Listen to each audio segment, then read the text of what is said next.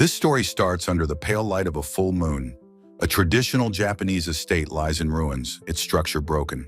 A defeated man with long hair sits in the wreckage, reflecting that his downfall was inevitable after his disciples were taken and he was framed. His mind flashes to a tearful girl questioning his own tears as he killed her, then to a memory of facing a demon in his prime. He laments that even as the strongest on Myoji, his power failed him, and he missed the signs of betrayal, calling it a judgment. With blood on his face, he brings a finger to his lips, silently vowing to do things right next time.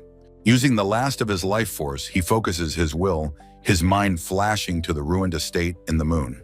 A vision of a grand European-style castle appears as a ceremonial banner reveals his final act, reincarnation. His consciousness awakens to a peaceful night sky with two moons, realizing he has been reborn in a land of monsters and elemental magic.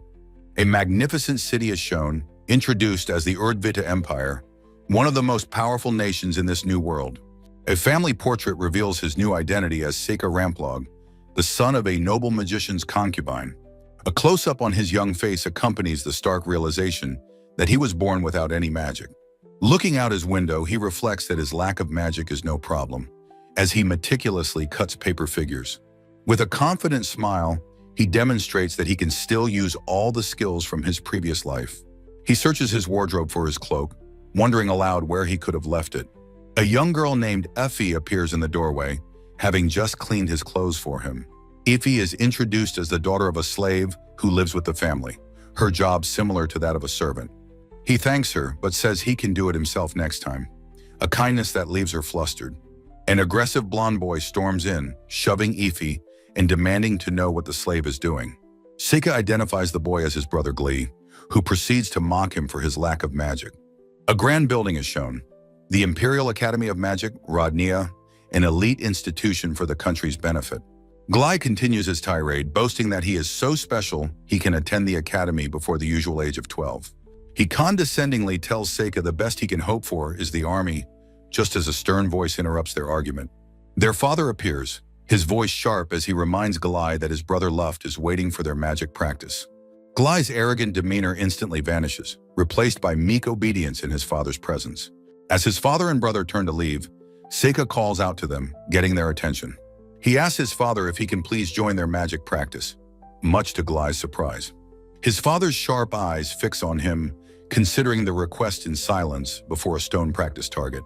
Out on the practice ground, Glai begins a dramatic chant about crimson flames and burning sulfur. He unleashes a fireball, a burst of orange flame that erupts from his wand and strikes the target. Seika watches, unimpressed, considering this direct battle magic a waste compared to the subtle arts of his past life. Glai proudly seeks his father's approval and mockingly asks if Seika, who can't do anything, wants to try. To Glai's utter shock, his father ignores him and agrees to let Seika have a shot. Seika takes the offered wand, internally resolving to show just enough power to earn respect in this world. He decides to amplify the fire by extracting phosphorus from the ground in a second phase of the spell. A massive blue fireball erupts without a chant, stunning his brothers with its incredible power. Their father watches the display with an intense, unreadable expression, saying nothing. A completely baffled Glai turns to his father, desperately asking how Seika managed such a feat. Glai accuses Seika of using leftover magic, but their father provides a logical explanation for the phenomenon. Seika seizes the opportunity to ask to learn magic, but his father crushes his hope, calling it useless.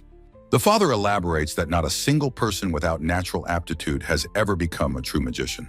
As Seika tries to explain his curiosity, Glai cuts him off, telling him to stop bothering their father. With the practice session concluded, the father and his two elder sons walk away, leaving Seika alone. 11 years after reincarnating, Seika recalls using yukai and decides to find a way to connect to them here. He crafts a cross-shaped talisman, a seal he believes will act as a gateway to the world of yukai. Placing the inscribed talisman on an inkstone, he completes the ritual to open the gate. A young girl in an elegant kimono materializes, and Seika anxiously wonders if the summoning worked. The girl's stoic face shatters into tears of pure joy as she ecstatically screams his past life's name. Haruyoshi! Overwhelmed with happiness, she tackles him in a powerful hug, exclaiming how happy she is to see him again. Assuming a reverent pose, the Kitsune Yuki, a powerful invocation from his past, asks for his orders.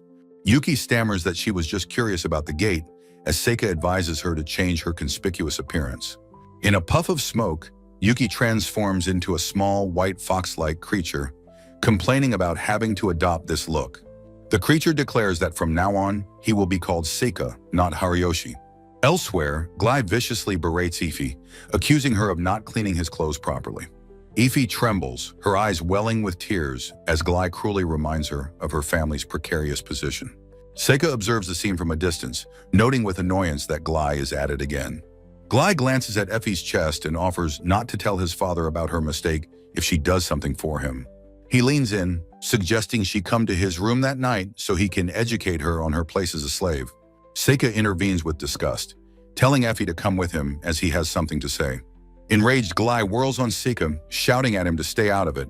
Seika's firm grip and calm, intense gaze are more than enough to unnerve the bully into silence. Glai wrenches his arm free and storms away, throwing a final threat over his shoulder. With the bully gone, Effie softly thanks Seika for his help, which he dismisses as nothing. Ify recalls the rumors about Seika being useless, knowing now that they must be a lie.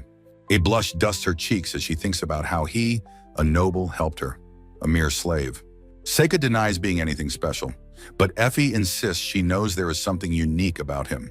She leans in and asks a question that cuts straight to his secret. Can't he see things ordinary people can't? He accuses her of being a terrible liar, but she frantically denies it, flustered by his accusation. Seika explains he has seen her chasing what must have been wandering spirits, and she asks if he can see them too. After a moment of consideration, Seika agrees to tell her what he knows about her ability. Ify reveals her side of the secret, materializing a tiny, glowing, fairy-like spirit in her palm. She explains these spirits flock to magic power, proving he is special, but Seika cannot see the one in her hand. He wonders why, noting that the other spirits around him are a strange group, some even avoiding him. Seika asks if she's ever asked the spirits for a favor, and she recounts, yelling for the wind to stop, and it did. Realizing the spirits obey her commands, a plan forms in Seika's mind as he looks at her intently. He asks her a pivotal question, framed against the sky. Would she like to be able to use magic? In a grassy area, Seika explains that if her spirit-commanding ability works, she won't need her own magic power. He performs a spell call, summoning 3 wispy human souls that startle Effie with their appearance. He reassures her they are harmless and gives her the simple task of asking a wind spirit to extinguish them. She tries politely asking the fire to go out, but nothing happens, even after several earnest attempts. Growing desperate, she squeezes her eyes shut, her face contorting with effort as she pleads with the flames. Her patience finally snaps, and she yells for the fire to be gotten rid of, unleashing a powerful gust of wind. The flames are gone, and Seika praises her, admitting her power surpassed his expectations.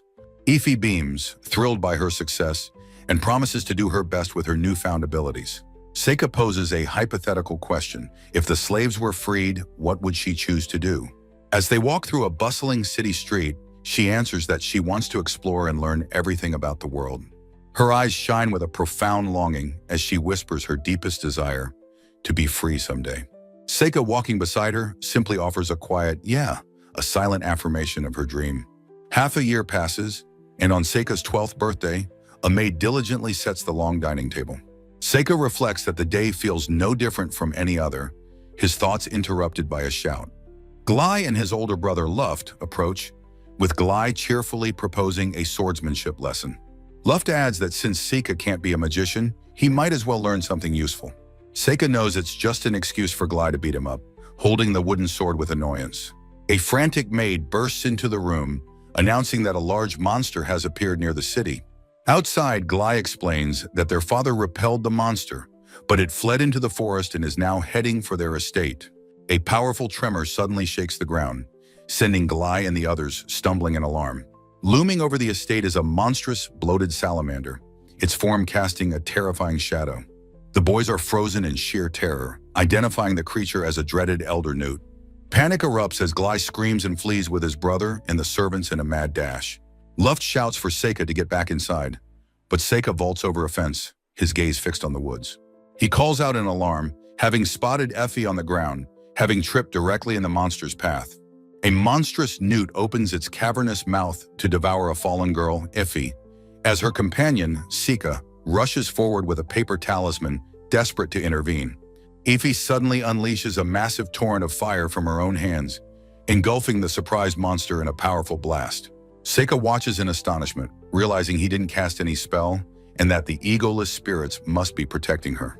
A close-up on Ify's determined face reveals the source of this incredible power was her own. Looking from the scorched beast to Ify, Seika breathes a single word of utter amazement. Stepping forward, Seika observes the monster's aversion to fire and decides to use his own poison fire technique. He unleashes a devastating torrent of dark, skull-faced fire, combining the elements of wood, fire, and soil. The smoldering carcass of the newt lies defeated as Seika internally explains his poison fire was designed to suffocate the skin-breathing amphibian. His brother Luft calls out from a window, asking in disbelief if Seika defeated the monster, making Seika realize he has been caught. Inside, the servants chatter in shock, unable to believe Seika-sama took down the formidable monster in a single shot. Luft erupts in cheers, pumping his fist into the air with a wide, triumphant grin. He exclaims that Seika has defeated the Elder Newt, declaring this is precisely the development he had been hoping for. News of Seika's heroic deeds spreads quickly, resulting in a gorgeous, celebratory feast for dinner. At the head of the lavishly set table, the family patriarch formally announces that his son, Seika, has won a great honor for their house. Luft proudly praises Seika's bravery, while the younger brother Glai glares across the table, his face a mask of pure fury. Luft explains to their father that Seika knew the Elder Newt was vulnerable to fire from his studies in the library. The patriarch acknowledges this as a wise decision, but warns Seika not to let the victory go to his head, though he concedes such an accomplishment deserves a reward. Seizing the opening, Seika raises his hand and states that he has a request to make of his father. He stands and, despite his known lack of magic, claims his diligent practice now allows him to use his abilities for the people. As a member of the Ramplog family, he wishes to use his skills to contribute to the Empire. He makes his bold request to enroll in the prestigious Rodnia Magic Academy, sending Glai into a fit of shock. Their father remains composed, his sharp eye fixing on Seika with a silent, unreadable expression. He calmly agrees on the condition that Seika, being of Ramplog blood, must pass the entrance exam on his own merit. Seika then makes a second request, asking that Ify be permitted to attend the academy as his attendant, which stuns both her and Glai. The father is skeptical, noting that it's rare for a commoner to possess great power, and suggests she give up. Seika insists Ify has already begun to manifest her magical potential and offers to demonstrate it. He encourages Ify to unleash a powerful flame roar, reminding her of her deep desire to see the world. Fueled by her dream of freedom and travel, Effie looks out the window with determination. She raises her wand towards the full moon, her deepest desire being to one day be free. A massive, swirling vortex of fire erupts from her wand, a display of intermediate-level magic that stuns her brothers. Seika turns to his father, proudly presenting Effie's talent, while the patriarch watches in silent consideration. The father gives his consent but reiterates that she, too, must pass the entrance exam on her own. This decision is the final straw for Glai, who slams his fist on the table in a furious outburst. He screams at his father, arguing that it's a long-standing family tradition for the children to follow different paths and that he should be the one to enroll. The father remains unmoved, calmly informing Glai that he will be joining the Imperial Army instead. Glai protests, his eye wide with disbelief, pointing out that he is the second son and possesses magic power, unlike Seika. His father cuts him to the core, asking what he has accomplished in the past few years to improve his own strength. He dismisses Glai's recent activities as merely playing with his sword around town like a fool, leaving Glai gritting his teeth in humiliation. Seika watches the exchange with a neutral expression, letting out a soft sound of acknowledgement. Enraged and desperate, Glai whirls on Seika and bellows a challenge. They will duel for the right to attend the academy. He lays out his terms with venom. If Seika loses, he must leave the house forever, a proposition Seika calmly accepts. Seika declares with conviction that he will prove his magical ability is greater, and a grimly determined Glai agrees to honor the terms. That night, Seika stands on a practice ground, wondering if his older brother Luft is trying to get a lay of the land.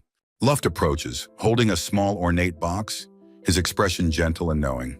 He wishes Seika a happy birthday, presenting the gift to his surprised younger brother. Inside the box is an elegant glass pen, a gift Luft bought for his studious brother while away. Under the light of 2 moons, Luft confesses that he was once afraid and felt surpassed by his little brother. He now feels only pride, happy to see how strong Seika has become, and confident he will be fine on his own.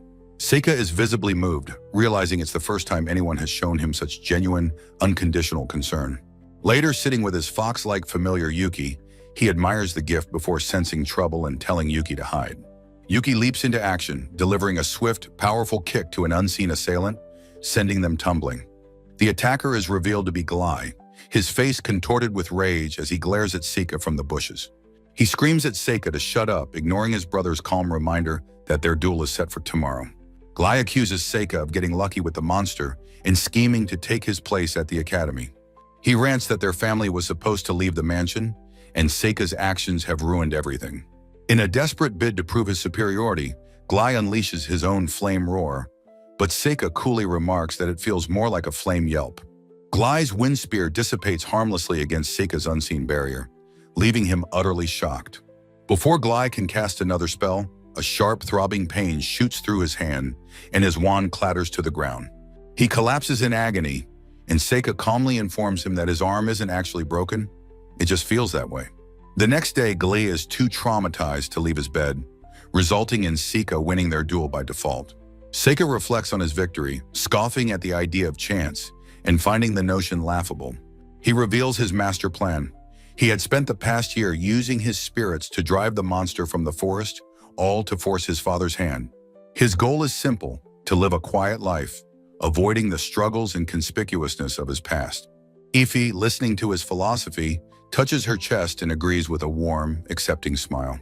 Their journey to the capital begins, but Seika suffers from motion sickness in the carriage, much to Effie's concern.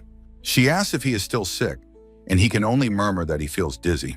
As the grand walled city of Rodnia comes into view, Effie is filled with excitement. She happily points out that they are almost there, asking Seika if he is excited too. Seika gazes at their destination with a subtle, knowing smirk, his thoughts kept to himself. He finally responds aloud, his voice calm, as he states that he's looking forward to it. The carriage continues on, carrying them towards their new life in the capital, its title card displayed. In the imperial capital, Seika's father watches from a window, knowing the boys about to arrive in Rodnia. His expression is heavy, his gaze distant as he contemplates the boys' arrival. He reveals a startling truth. Seika is not his son, but a child brought to him 12 years ago. A flashback shows him meeting a mysterious woman who claimed the infant Seika was his brother Gilbert's son, and that she had been exiled from demon territory. His expression is somber as he recalls the weight of the decision he had to make. To quell suspicion, he claimed Seika as his own son by a mistress, but people only grew more suspicious over time. Seika's rare black hair and eyes and his impossible use of magic at age 1 fueled rumors that he was a demon. His own sons, Luft and Gray, kept their distance, with Gray growing more hostile over time. At age 3, Seika used lost magic to fake having no magical power, a deception that is held to this day.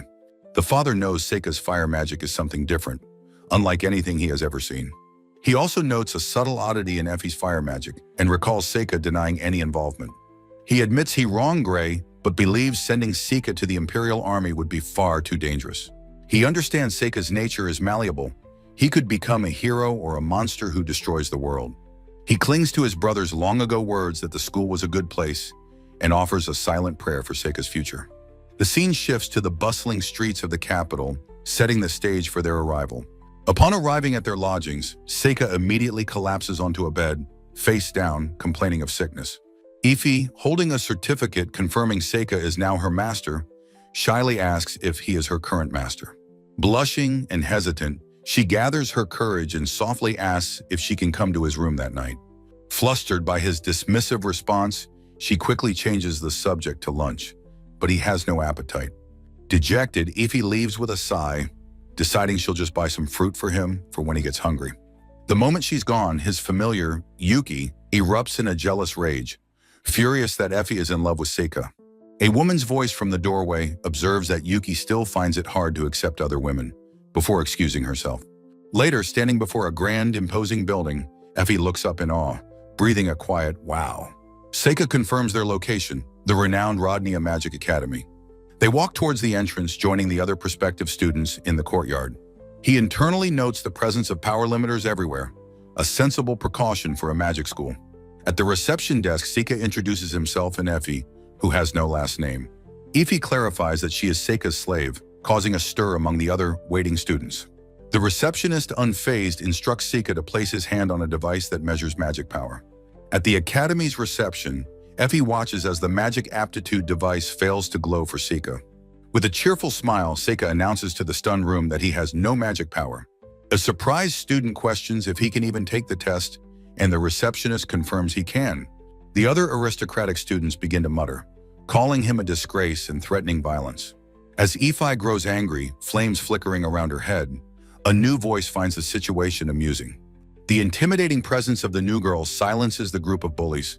She walks forward with quiet confidence, parting the crowd as she approaches the desk. The red-haired commoner, Amy Yu, places her hand on the orb, revealing her rare all-attribute compatibility. The instructor tells Amiyu that's enough, while onlookers speculate that she must be a hidden royal. Amiyu turns her intense, disdainful gaze toward a surprised Seika. She declares that people like him, who can't even use magic, are the ones that bother her most.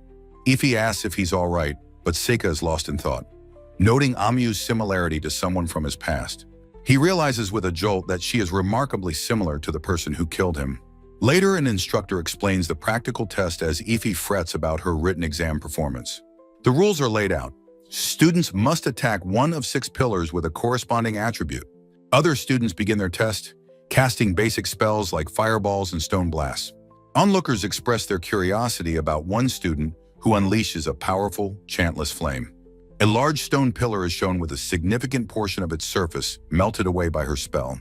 The girl apologizes for the immense damage, as Seika asks if he can try again. It's Effie's turn, and she unleashes a powerful wind lance without needing an incantation. Her attack completely shatters the pillar, and she turns to Seika, eagerly asking for his assessment. Beaming with pride over her practice, Effie thinks Seika is crying from being so impressed. The instructor then calls out the next name for the practical test, Seika. The other students begin to jeer, mocking him for having no magic and expecting him to fail. Seika casts a fireball of brilliant blue flames, stunning the onlookers with its power. The bespectacled instructor stares in disbelief as Seika also breaks the target with his attack. Examining the next stone pillar, Seika thinks to himself that his plan should work.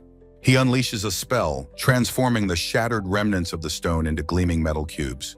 The flustered instructor demands to know what kind of magic he just used. Seika explains the complex process of crystallizing pyrite before asking to continue with his test. For the water attribute, Seika announces to the silent crowd that he will use a paper doll. He holds up a small cross-shaped paper doll, a hitogata, preparing his next technique. He invokes a flooding technique, summoning a colossal wave of churning water. The super-chilled water crashes down upon the testing area, instantly freezing on impact. The entire testing ground is transformed into a vast, terrifying landscape of razor-sharp ice spires. The students and the instructor are left speechless, while Ify grins with smug satisfaction. Seika apologizes for going too far and assures everyone that the ice will melt soon. As they walk away, Effie mentions her own limitations, stating she can't use light or dark magic. Ify asks Seika if something is wrong, noticing his cryptic, self-satisfied smile. He admits that he feels deeply satisfied after seeing everyone's surprised faces. The instructors, Karen and Cordell, survey the wreckage, lamenting that the testing fields are unusable. Cordell recounts the day's surprising events, noting Ify's advanced magic and Seika's lack thereof. He marvels that this is the first time a single student has destroyed all 5 basic attribute pillars. Elsewhere, Amiyu muses that the day's events remind her of a very old fairy tale. She recalls the legend of a prophesied legendary hero who is destined to appear when the Demon Lord revives. Sometime later, the day of the announcement for the test results arrives. Seika finds his name on the results board, seeing he placed 3rd with a perplexing practical score. Ify is ecstatic to have placed 2nd, despite her low written score and high practical score. Seika theorizes that his own low score is because he didn't technically break the targets.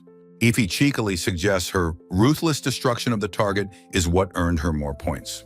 Their attention is drawn to the top of the list, showing Amiyu in first place with a perfect score. Amiyu looks on with a sorrowful expression, wondering if she will be able to get over something.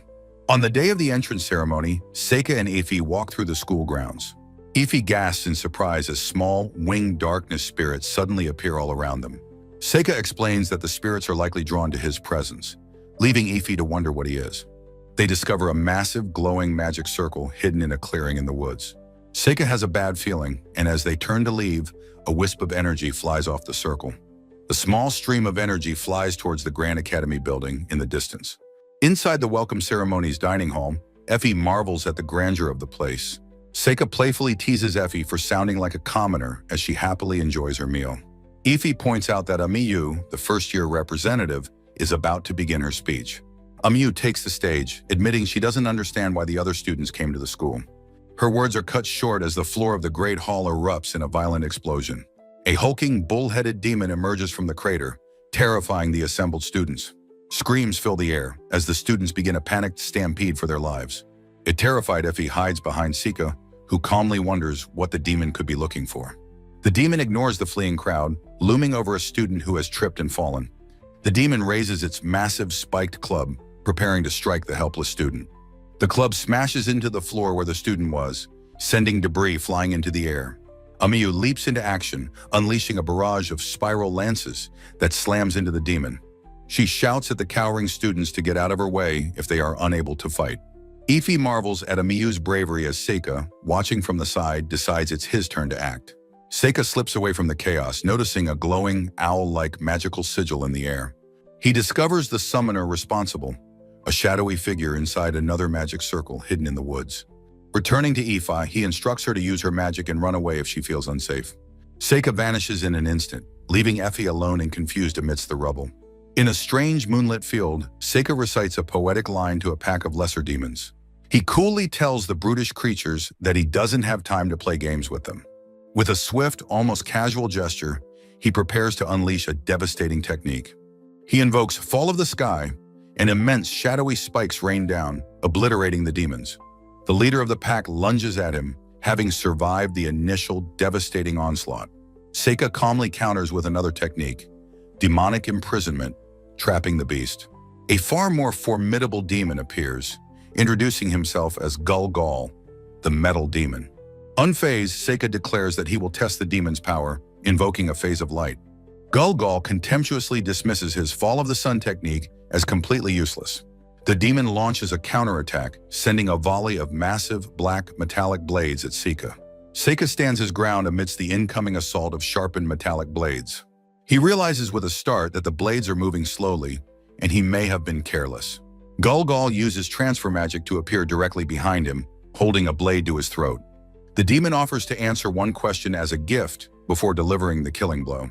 Seika asks what he's looking for, and Gul reveals he's hunting the prophesied hero.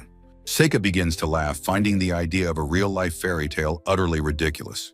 Gul insists the legendary battle is real and that a new hero and demon king have been born.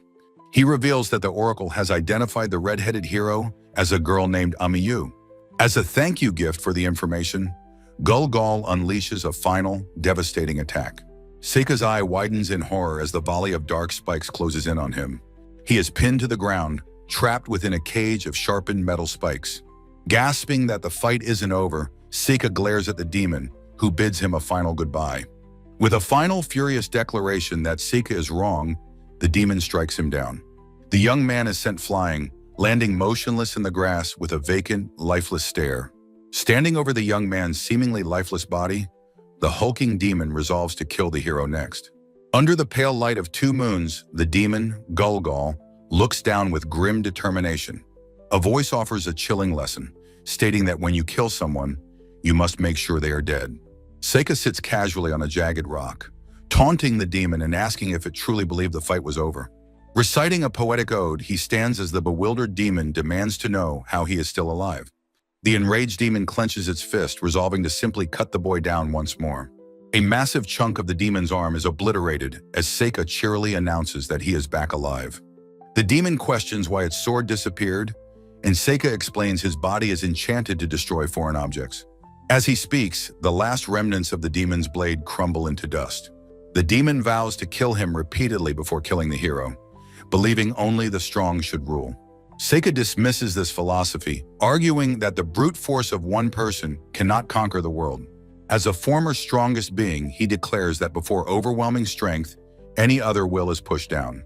He unleashes a powerful spell, Aspect of Water Cascade, sending a massive wave at his foe. The demon is engulfed by the raging torrent, crying out at the incredible strength of the attack. Seika correctly deduces the demon's plan to teleport away, but dismisses the attempt as too slow. With crackling lightning, he summons a thunder beast, a ferocious creature made of pure electricity. A colossal bolt of lightning strikes the water-soaked area where the demon is trapped. Surveying the massive scorched crater, Seika wonders aloud if the fight is finally over. A sudden rustle behind him alerts him to the fact that the demon has teleported away. The demon's clawed hand gruesomely bursts through Seika's chest from behind in a spray of blood. With a triumphant grin, the demon commends Seika on a good fight as it holds him impaled. Lifting Seika's body into the air, the demon snarls that it has him, its victory seemingly assured. The two figures are locked in a brutal embrace, a silhouette of violence against the forest floor. The ground cracks and shatters from the sheer force of the demon's power. Seika unleashes a new technique, Blossom of Ash, a terrifying vortex of metal shards and water. When the maelstrom subsides, the demon is left kneeling and panting, its body riddled with wounds. The demon growls in disbelief as Seika explains how he resolves salt into a reactive metal. He condescendingly tells his foe that it lacks a proper education. Posing philosophical questions, he asks if the demon has ever considered the true nature of the elements. The demon roars that it can still fight, but Seika calmly agrees that he can still win. A blizzard of glowing paper charms whirls around him, revealing the true extent of his preparations. He plucks a charm from the air, declaring he will treat his servant to a feast of the demon's body. With a powerful command, he begins summoning a colossal creature known as a Mizuchi. The demon recognizes the summon is not a wyvern, but something even the demon lord couldn't tame. A magnificent and terrifying serpentine dragon materializes, its head level with Seika. With cold certainty, Seika confirms that this is not a wyvern. The demon stares up in absolute terror, realizing it now faces a true dragon. Seika watches as the Mizuchi seizes the demon, intending to retrieve his powerful summon later. The dragon unexpectedly takes flight, carrying the demon away as it roars defiantly. Seika's composure breaks as he realizes the dragon is running away and frantically orders it to return. A flurry of paper talismans swarm the fleeing dragon's massive scaled body. He laments that his underdeveloped body prevents him from fully controlling the powerful Mizuchi. He reflects that he is only at 10% of his former strength, which is why the dragon was defeated. His familiar Yuki appears, and he asks in surprise if he accidentally left it behind. Yuki explains with a cheerful "ta-da" that it was hiding because it didn't seem useful in the fight. Seika praises its decision, revealing he was prepared to die multiple times against such a strong foe. Yuki gushes about how wonderful his performance was, even complimenting a song he recited mid-battle. Mortified, Seika admits the quiet battlefield made him feel lonely, reminding him of a lost dark cloud. He sternly makes Yuki promise to never tell anyone what happened that day. Back at the academy, Seika arrives in a hall filled with students after the demon attack. A worried Ify rushes towards him, asking where he went and if he is hurt. He looks at the other students, discerning that their expressions are not of envy or respect. An image of a battered but victorious Amiyu reveals the emotion he senses as fright. Ify recounts how Amiyu defeated a demon alone, and Seika knows the burden of being feared. He decides to become Amiyu's trusted ally to prevent her from being crushed by that fear. He silently vows to prevent her from being ostracized, even if she defeats the demon lord. With a quiet, determined smile, he resolves to make her the strongest being. Her reddish-brown hair flows as she stands, completely unaware of his newfound mission. A month passes, and a sense of calm returns to the academy grounds. Seika reflects that his new plan for life is quite simple. His stated goal is to befriend the hero and live peacefully by her side. He cheerfully greets Amiyu, confident in his youthful plan to become school friends. Amiyu coldly rebuffs him, telling him to stop talking to her. He rationalizes her rejection, thinking he can take his time becoming her friend. A devastating realization dawns on him. He never made a single friend in his past life. Ify looks at him with concern as he confronts his own profound social awkwardness. He wonders with horror if, despite his ancient wisdom, he is hopelessly unsociable. As Amiyu walks down a long corridor, she is stopped by other students. A trio of older students rudely calls her out for ignoring them. It's clear her recent victory has earned her jealousy, not admiration, from her seniors. Seika tries to intervene, claiming an appointment as the lead bully, Regulus, begins to lecture Amiyu. Amiyu dismisses Seika's attempt to help, which draws the bully's attention to him. They mock him with rumors of being an illegitimate child who paid his way into the academy. Regulus looms over him, demanding he speak more politely. He makes a vile offer to forgive Seika if he can have E5 for one night. His cronies chime in, suggesting they should just buy her and name a price. Seika moves Effie behind him, firmly stating that he does not plan on giving her away. One of the bullies then eyes an ornate accessory on Seika's uniform. He snatches it, declaring it too luxurious for an illegitimate child. Seika calmly requests the return of the personally valuable item. Regulus mockingly offers to return it in exchange for Effie. Seika's patience runs out, and he imbues his voice with magic, commanding Regulus to freeze. Regulus is paralyzed, unable to move, as his friends look on in confusion. Seika calmly retrieves his accessory, thanking the frozen boy for returning it. He then turns to the bully Mark Bring and asks him to strike the stiffly standing Marquis. Under the spell's influence, Mark delivers a brutal smack across Regulus's face. The force sends Regulus flying into the wall as Mark stares at his own hand in horror. The other bullies shout Regulus's name in panic as Seika and the girls walk away. Amyu asks Seika if he was trying to help her. She warns him not to meddle or make enemies so thoughtlessly. Undeterred, Seika cheerfully asks if she would like to be friends with them. He explains they should help each other due to the rumors, even calling her plain. Amyu declares she came to be strong, not to get along with stupid people, and leaves. A sudden commotion from a balcony above draws the students' attention. A large dark vase of liquid spills over the edge. A viscous black substance splatters across the courtyard, and a paper doll flutters down. The black liquid pools on the ground with a loud splash. Cordell-sensei calls down, asking if the students are all right after the accident. Effie realizes she just missed being hit, while Seika retrieves a stained, stinking hitogata. The teacher asks Seika and Effie if they were injured by the spill. A teacher explains that a foul-smelling research medium spilled because he had to carry the heavy vase alone. Seika internally recalls a lesson. Dark magic controls gravity, while light magic governs light itself. Another teacher muses on the rarity of a light magic user controlling dark gravity magic, detailing their opposing functions. In a classroom, Karen-sensei arrives, apologizing for being late and cheerfully announcing the arrival of ice from the north. She enthusiastically describes the delicious but hard-to-get frozen desserts made with the ice in Rodnia's shops. Seika finds her tangent interesting before she finally reveals the day's true topic will be about curses. The teacher explains that this world's curses are categorized as either item-based or requiring direct contact with the target. She admits she doesn't specialize in curses, considering them minor, while Seika reflects on their prominent role in his past life. Seika concludes that magic is simply different in this underdeveloped civilization as Karen-sensei ends the class. Before dismissing the students, the teacher announces a ceremony where top freshmen, Amyu and Ify must help.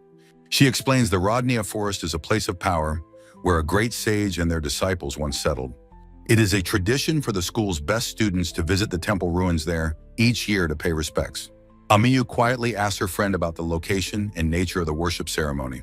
The teacher reassures them it's merely a formality and the temple is within walking distance, so there's no need to worry. Seika finds Amyu's caution surprising, but feels a sense of dread, recalling the monster Galeos was located in that same forest. Driven by worry, he raises his hand and asks what happens if one of the chosen students declines. With a bright smile, Seika turns to Fi and asks her to resign from the ceremony. Ify is completely taken aback by his sudden and unexpected request, stammering his name in disbelief. Seika's expression hardens into an intense glare as he repeats his command, asking if she didn't hear him. Visibly upset and intimidated, Effie lowers her head and quietly agrees to his demand. Other students gossip, calling Seika a shameless noble for his desperate and admirable behavior.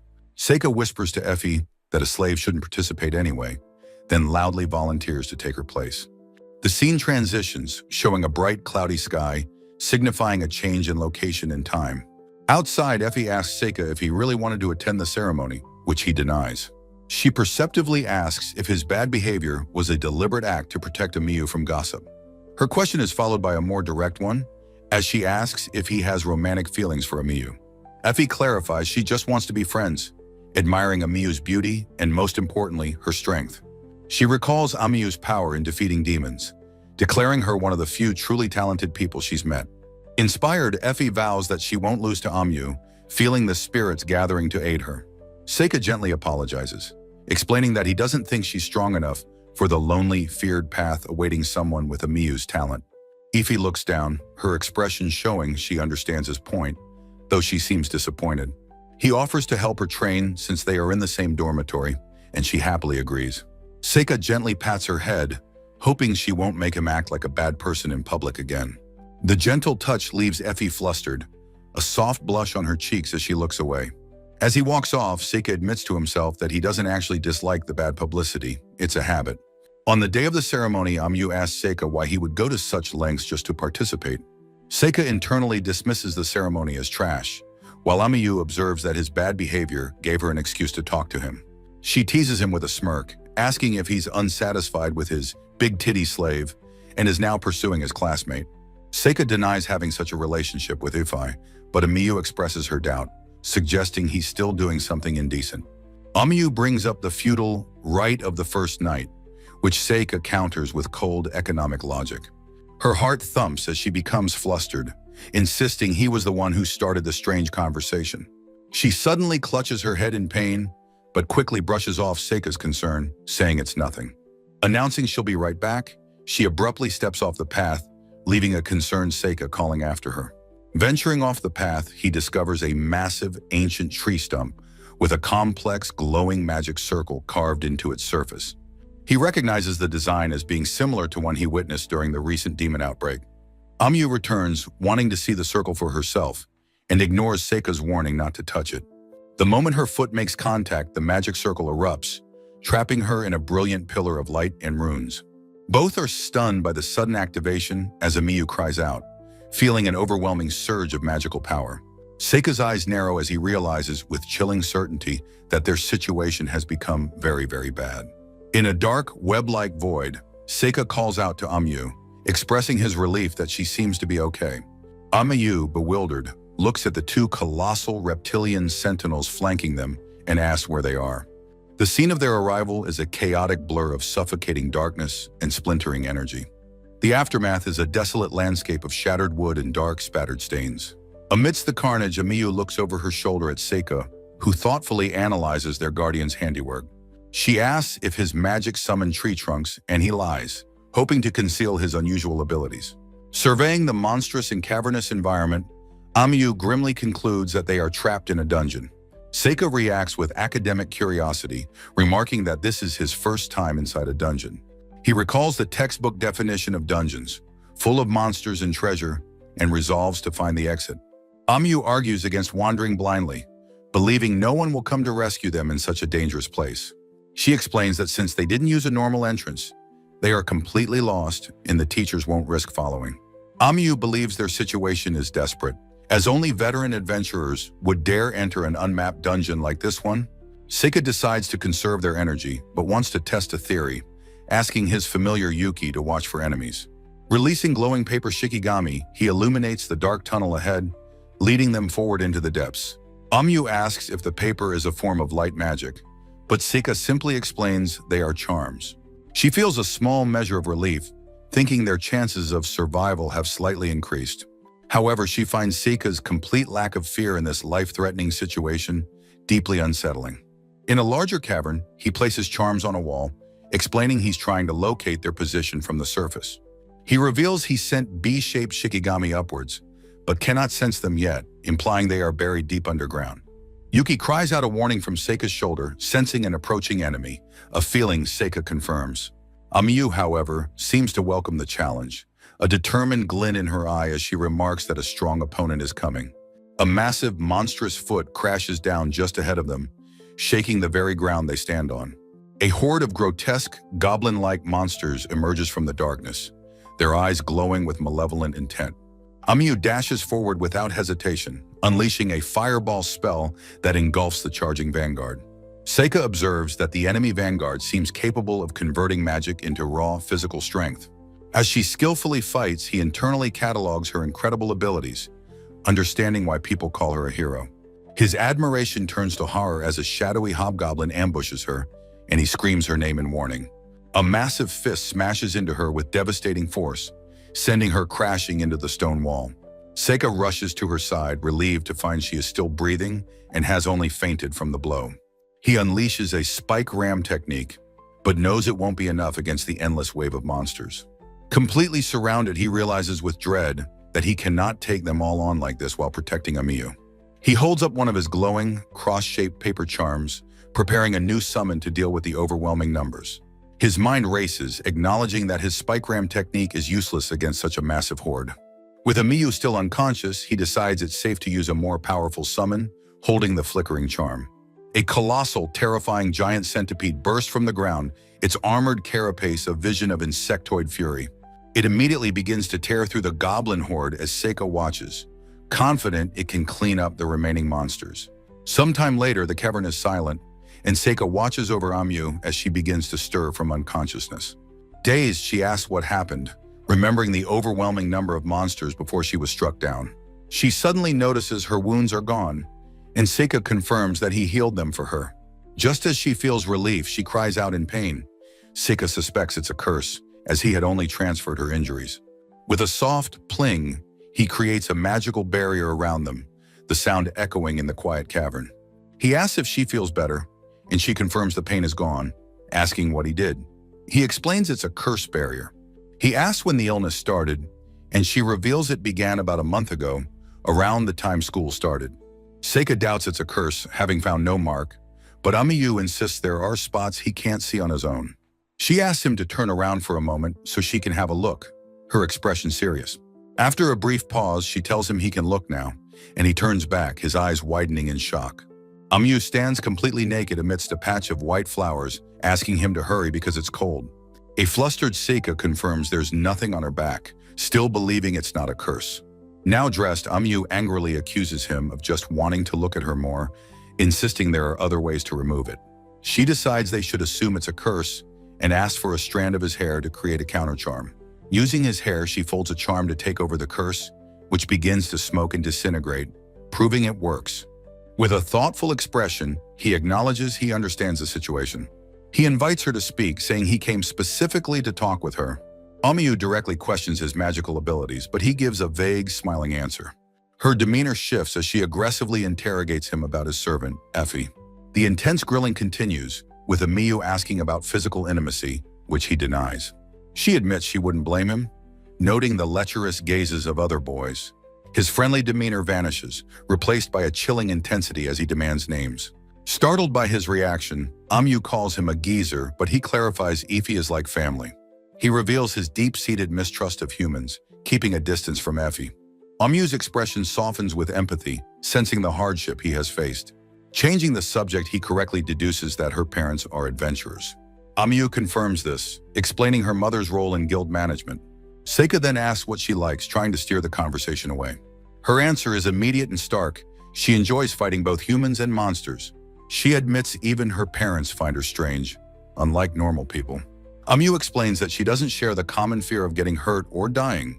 She recalls a time she cheerfully suggested adventuring again after a guild tragedy. A memory shows her younger, innocent face amidst the somber atmosphere. In her eye, the reflection of horrified adults calling her crazy and a battle lunatic appears. She confesses she came to the academy hoping to become normal by growing bored of fighting. Amiyu now realizes this hope was impossible.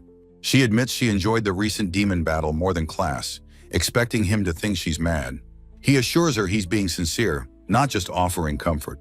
Seika deconstructs the very notion of power, questioning what it truly means. Amiyu listens intently, drawn into his philosophical explanation.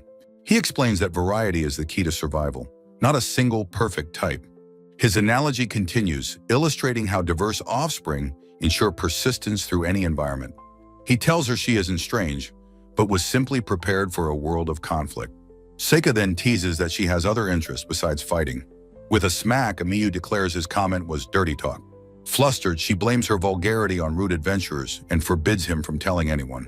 He finds her forward-thinking threat amusing, a sign of her will to survive. His attention is suddenly caught by something on the ground nearby. He sees a small cross-shaped object, possibly a grave marker, in the dirt. Amiyu earnestly thanks him for their conversation, glad she spoke with him. She also thanks him for saving her, using his name with new familiarity. Her gratitude sparks a sudden burst of cheerful energy in him. He declares that monsters are no match for them, and they should enjoy this adventure. A small, genuine smile touches her lips, accepting his enthusiasm. With a sigh, she agrees, playfully declaring herself his adventurer senpai. Behind a set of massive doors, a formidable, serpentine naga waits with crossed arms. A long, oppressive stone corridor stretches into absolute darkness. The two adventurers approach the massive, ornate double doors at the end. Peeking through, Amyu identifies the creature within as the dungeon's boss. She explains that the monster's purpose is to protect the dungeon's core. Seika sees hope, wondering if defeating it will reveal an exit. Amyu details the extreme danger, noting a Naga is a first-grade monster. She argues for retreat, believing it's safer to find the real entrance. Seika, however, is resolute, declaring they will defeat it to stop more monsters from spawning. Amyu seriously questions if he has the confidence to defeat such a creature. He confidently affirms he can win, but only with her by his side. After he promises she can retreat if needed, she agrees to the plan. They burst through the doors, intending to strike before the monster is ready. Seika unleashes a spike ram technique as the Naga roars. The wooden spikes shatter against the Naga's tough scales, barely harming it. The enraged beast lets out a furious roar in response to the attack. Amyu bravely meets the monster's charge, blocking its powerful strike. With the Naga's attention fixed on her, Seika sees a tactical opening. He summons massive wooden pillars from the floor to impede the beast. He reflects on how much easier it is to fight with her help. Amyu shouts a warning as the monster prepares a new attack. The Naga's jaw unhinges as it spews a dangerous liquid. They both leap and slide to narrowly evade the stream of corrosive acid. Seika asks Amyu to draw its fire again so he can get closer. As she holds the monster at bay, he waits for the perfect moment. The Naga rears back, coiling its muscles for a devastating blow. Seika's eyes narrow as he unleashes his exploding nail technique. The golden spear-like projectile flies true, embedding itself in the Naga's back. He prepares to ignite the nail, but the creature's focused rage disrupts him. Thrown off balance, he grunts in frustration, his spell faltering. Realizing he doesn't have to do it himself, he shouts Amyu's name. He commands her to shoot a fireball at the creature's head. The combined magic results in a catastrophic blast that tears through the chamber. As the smoke clears, the Naga collapses, its energy fading away. Seika turns to celebrate their victory but finds Amyu is gone. She suddenly tackles him from behind in a joyous, celebratory hug. Overjoyed, she realizes this was her first time in a party. Realizing how close she is, she becomes flustered and hops back.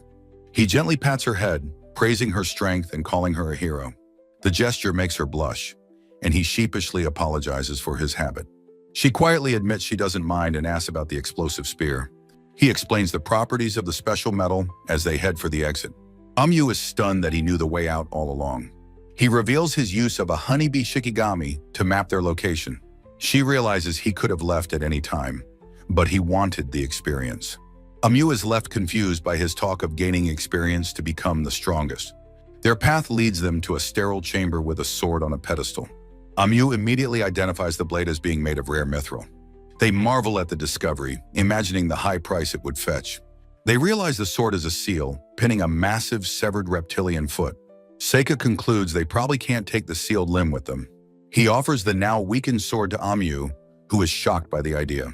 As he pulls the sword free, a simple ring clatters to the floor. Amyu picks up the ring and feels a potent magic flowing within it. They marvel at their luck, though Seika greedily wishes for dungeon drops. He explains that dungeon drops are items spawned by the dungeon itself. The idea of adventuring excites Amyu, and Seika finds her reaction amusing. He admits he enjoyed fighting alongside her, sparking her idea to become adventurers. With a radiant, blushing face, Amyu excitedly declares their plan as a promise. He reflects on his plan to become an adventurer to stay by her side.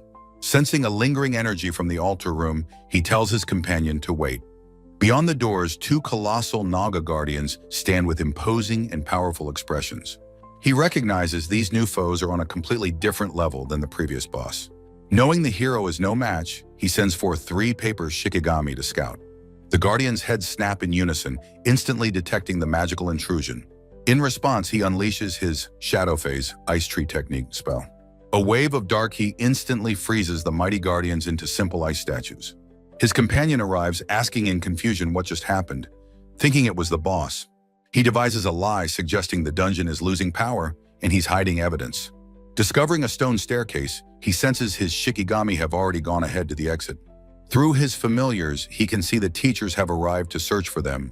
A bespectacled teacher expresses his relief, remarking on his own good fortune. His friend struggles with a trapdoor, noting that it's buried under heavy dirt. He unleashes his ashication technique, a whirlwind that blasts the door open. Both he and Amyu emerge from the dungeon, disheveled but completely unscathed.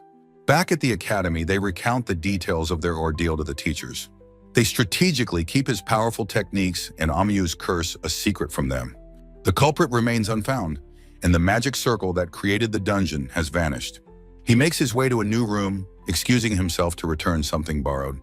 The room is a cluttered laboratory belonging to a teacher named Cordell Sensei. In the center of the floor sits a large pot within a complex magic circle. Cordell questions how he entered, but Seika reveals he melted the lock and sealed the alarm. Seika gets to the point, asking if his teacher's ritual is progressing smoothly. He adds with a serene smile that Amiyu is doing fine and bouncing back. Cordell's demeanor hardens as he demands to know how much Seika has figured out. Seika lays out his theory about a human insider working with demon remnants. The teacher laments sending a small fry, asking if Seika defeated the insider. Cordell presses further, confident he left no evidence behind to implicate himself. Seika calmly tells his teacher that the charade is over and to reveal his true form. A low chuckle escapes the teacher as a wide, unnerving grin spreads across his face. His appearance shifts, revealing a roguish man who declares he is, in fact, human. Seika realizes with a start that humans also work as spies against their own kind.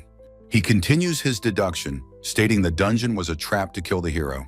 The man smiles, realizing his student has unraveled the entire complex scheme. He expresses admiration for the magic circle, asking if Seika created it himself. He boasts about his creation, an unparalleled curse using the light attribute. His curse, he gloats, will be the doom of the hero and other powerful warriors. He concedes the spell has one disadvantage: it takes time and cannot be interrupted. With a crazed look, he activates the spell, declaring that Seika must die here. He resolves to seal the place tightly and escape now that his plot is exposed. Seika, however, offers a chilling apology before vowing to send his teacher to hell. The man erupts in maniacal laughter, reveling in his future title of Hero Killer. With a cheerful expression, Seika reveals the spell actually has two disadvantages. He asks if his teacher has noticed the curse is no longer targeting Amiyu. A jolt of shock crosses the man's face as Seika points, revealing the new target. Seika explains the curse's unique condition. The target must be showered in demon blood. A flashback shows Amiyu being splattered, confirming how she was initially cursed. He reveals that the curse has now been successfully transferred to a new host. The teacher is aghast, demanding to know how Seika could have known his spell's secrets. Seika calmly states it's time to reveal the second disadvantage of the curse. He summons a massive lesser demon, placing a small paper effigy on its back. The demon's thick, black blood begins to drip, showering Seika from head to toe. As the demon explodes, Seika stands in the epicenter, now the curse's new host. With a serene smile, he announces the curse has now been successfully transferred to him. He remarks on the intense pain before stating the same fate awaits his teacher. His eye glows as he invokes the names of mythological beings from the Japanese underworld. His pupil constricts into a dark vertical slit as he channels the ancient power. He speaks of karmic retribution as the counterspell takes hold with a heavy thump. The effect is immediate as the teacher doubles over, coughing up black blood. Seika calmly explains a curse's greatest disadvantage: it can be easily returned. He lectures that a curse is a dangerous spell that returns with multiplied power. He offers a backhanded compliment for the man's ingenuity before dismissing it as useless. With a final declaration, he reveals that curses are an Onmyuji's specialty. He stands over the fallen man, his expression calm amidst the aftermath. In his room, his familiar asks how he knew the culprit was human. Seika explains it was the pollen on his coat, matching the pollen near the magic circle. He sighs in relief, hoping he can finally begin his peaceful school life. 5 days later, with Cordell Sensei having quit, he greets a cheerful Effie. He asks to see her hand for a moment, and she agrees with a bit of confusion. He gently slips a simple, elegant ring onto her finger, a treasure from the dungeon. She recognizes the ring, asking with surprise if he got it from the dungeon. She gasps as spirits begin to flock to her, and he confirms the ring is connected to them. Effie is overjoyed, realizing the spirits now listen to her request because of the ring. She looks at him with wide, blushing eyes, completely overwhelmed with happiness. She thanks him profusely, promising to take good care of the precious gift. The friendly atmosphere shatters as Amiyu glares, telling him not to be so casual. Seika and Effie are left utterly flabbergasted by her sudden, cold hostility. Moments later, Amiyu warmly greets Effie, completely ignoring her previous outburst. She even offers to treat Seika to dessert after he thanks her for her help. Amiyu explains that she and Effie talk in the dorm, questioning if that's wrong. She tells Seika he'll be late for class, leaving him to stammer in confusion. Ify whispers that Amiyu must be shy, but Seika hopes that's all it is. A cloudy sky transitions the scene, signaling a shift in focus and location. In a grand office, a white-haired man delivers a report to the unseen principal. The elderly, dwarf-like principal reads that Cordell was indeed a spy.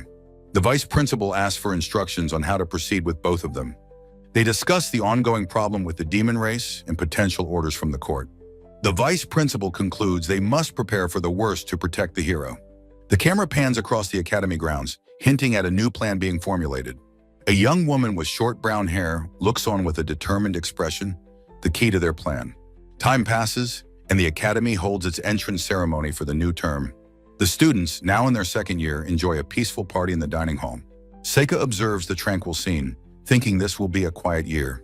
The vice principal appears and summons Seika and Ify to the principal's office. Amiyu muses to herself that she has never actually met the school's principal. The next day arrives, the sky a canvas of soft, scattered clouds. The vice principal announces the students' arrival in the grand office. The principal remarks that Seika is surprisingly good-looking, unlike her expectations. Seika is equally surprised, noting that the principal of the academy is a dwarf. She reveals she knows his uncle, a fact Seika has never heard in this life. In a grand office, a stern man explains a yearly swordsmanship tournament held in the capital. The woman at the desk requests that one of two students, a boy and a girl, participate in the contest. The winner of this prestigious event, spectated by the emperor, receives a fortune and joins the imperial close guard. The students protest that they cannot use swords, but their objection is quickly dismissed. The rules, an older man reveals, have changed this year, now allowing the use of magic. The organizers are simply seeking the strong, even allowing non-combatants like monks to join. However, monster trainers and summoners are explicitly forbidden from participating in the tournament. The speaker announces that she has already chosen two students from her school to bypass the preliminaries. As the door creaks open, she clarifies that one of the two spots was already decided. A serious-looking girl with reddish-brown hair enters the room. The speaker asks her to introduce herself to her new senpais. Her name is Mabel Crane. The dark-haired boy, Seika, recognizes her as a senior student, learning she was adopted into the Baron Crane family. The speaker muses that, since their school is for research, there are not many combat-focused students to choose from. When Seika asks why they were chosen, the speaker reminds them of the high-level Elder Newt they defeated last year. The blonde girl, Effie, timidly corrects that Seika defeated the monster by himself. The speaker acknowledges this, but insists that Effie has her own strengths, adding that Mabel is also very strong. Seika expresses his confusion, questioning how they could know so much about a student who just enrolled. He is told that the school researches all of its excellent students, including him and Effie. He then challenges the decision, asking why the top-ranked student, Amiyu, wasn't summoned instead. Seika lists Amiyu's superior qualifications, including her top grades and real-world combat experience. He concludes that there is no one more suitable for the task than Amiyu. The speaker agrees with his assessment, but cryptically insists that Seika and Ify simply fit the job better. The pointy-eared woman gives them their final choice. They can accept the offer or both decline it. Seika senses something is amiss and is curious, feeling that the conversation is not yet over. His gaze meets Mabel's, and a tense, unspoken understanding passes between them. A close-up on Mabel's eye reveals a sharp and unnervingly intense focus. Driven by a grim curiosity, Seika decides to participate in the tournament. Her eyes, he reflects, remind him of the apprentices and monsters he was forced to kill in a past life. Outside the academy building, a furious voice demands to know why she wasn't called for the tournament. Emu angrily shakes Seika, who tries to calm her down while thinking he is uninterested in being a guard anyway. In the courtyard, students discuss the new student, Mabel, wondering about her powers and abilities. Emu cynically assumes Mabel is from a noble family, a typical prejudice she holds. She speculates that Mabel's family must have bribed their way in, a possibility Seika considers. However, Seika also notes that Mabel's eyes and the fact she was adopted suggest a different story. As Mabel approaches, Amiyu muses that she might forfeit if she gets hurt. Mabel appears before them, calmly stating that it is Amiyu who is trained half-heartedly. Two other boys mock Mabel for her audacity, but Amiyu, provoked, borrows their swords.